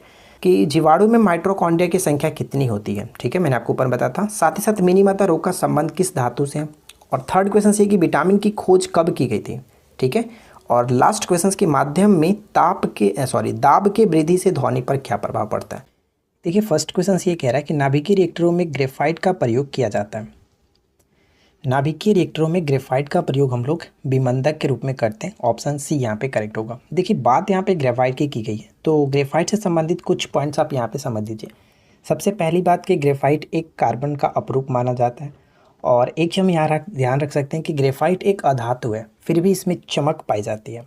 और साथ ही साथ जो ग्रेफाइट होता है वो विद्युत के साथ साथ ताप का सुचालक भी होता है। तो इतने सारे पॉइंट्स आपको याद रखने हैं। नेक्स्ट क्वेश्चन कह रहा है कि भाप अंगार गैस किसका मिश्रण है। तो भाप अंगार गैस बताइए किसका मिश्रण है। तो ये मिश्रण होता है कार्बन मोनोऑक्साइड के साथ साथ हाइड्रोजन गैस का, यानी राइट आंसर हो जाएगा ऑप्शन हमारा सी, कार्बन मोनोऑक्साइड और हाइड्रोजन, ठीक है। इसमें कार्बन मोनोऑक्साइड की जो परसेंटेज होता है वो 50% और हाइड्रोजन का प्रतिशत 40%, लेकिन अन्य जो शेष गैस कह सकते हैं वो नाइट्रोजन होता है, ठीक है।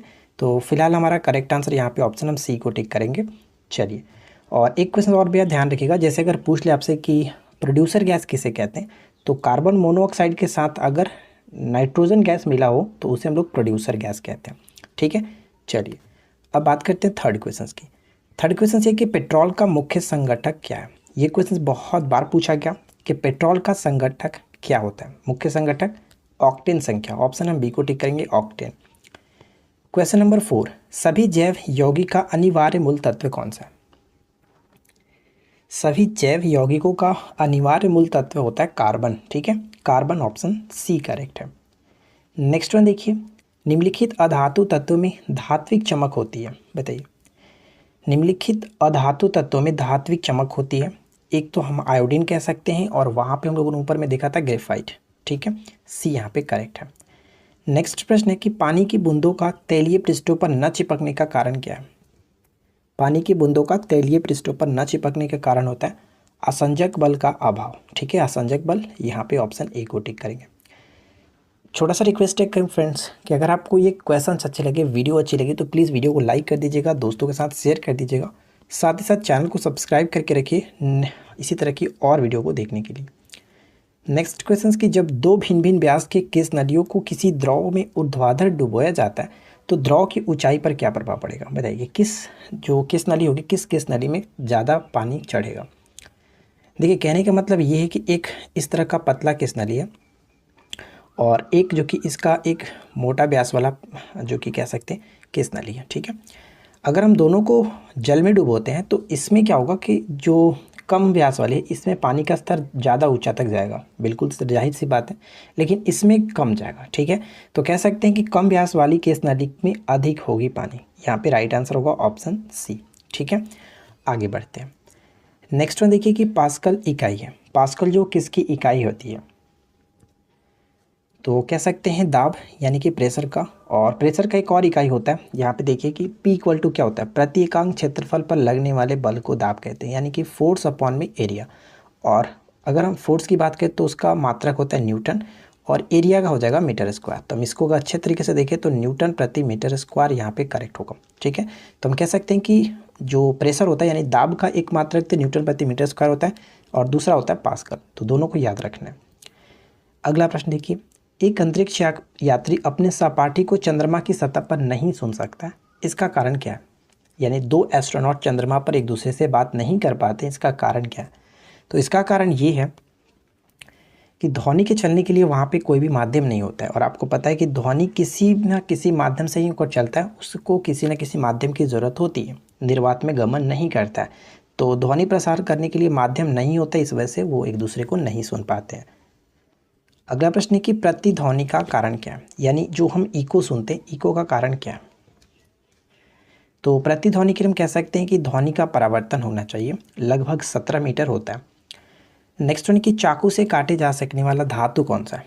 देखिए, ये क्वेश्चन बहुत ज़्यादा इंपॉर्टेंट है कि चाकू से काटे जा सकने वाला धातु कौन सा है। तो सही आंसर होगा यहाँ पे सोडियम। ध्यान दीजिएगा, सोडियम के साथ साथ हम लोग लिथियम, पोटेशियम को भी जानते हैं, जो कि आसानी से चाकू से काटा जा सकता है। IUPAC प्रणाली के अनुसार C2H5OH का नाम क्या होगा। C2H5OH का नाम क्या होगा, तो इसे हम लोग कहते हैं एथेनॉल, ठीक है। एथेनॉल यहाँ पे करेक्ट आंसर, ऑप्शन हम बी को टिक करेंगे। नेक्स्ट क्वेश्चन से कि क्लोरोफॉर्म का IUPAC नेम क्या होता है, बताइए। क्लोरोफॉर्म का IUPAC नेम क्या होता है।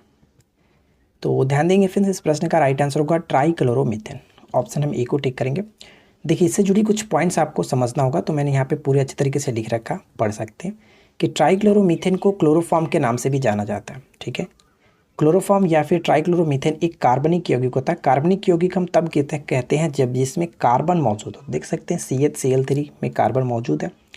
अब यहाँ पे देखिए कि जिसका रासायनिक सूत्र CHCl3 होता है, एक रंगहीन और ठीक है, सुगंधित तरल पदार्थ होता है, जिसे चिकित्सा क्षेत्र में किसी रोगी के शल्य क्रिया में किए जाने मूर्छित, यानी कि उसको हम लोग जो कहते हैं ना बेहोश करने के लिए यूज़ करते हैं, ठीक है, निश्चेतक के रूप में यूज़ किया जाता है।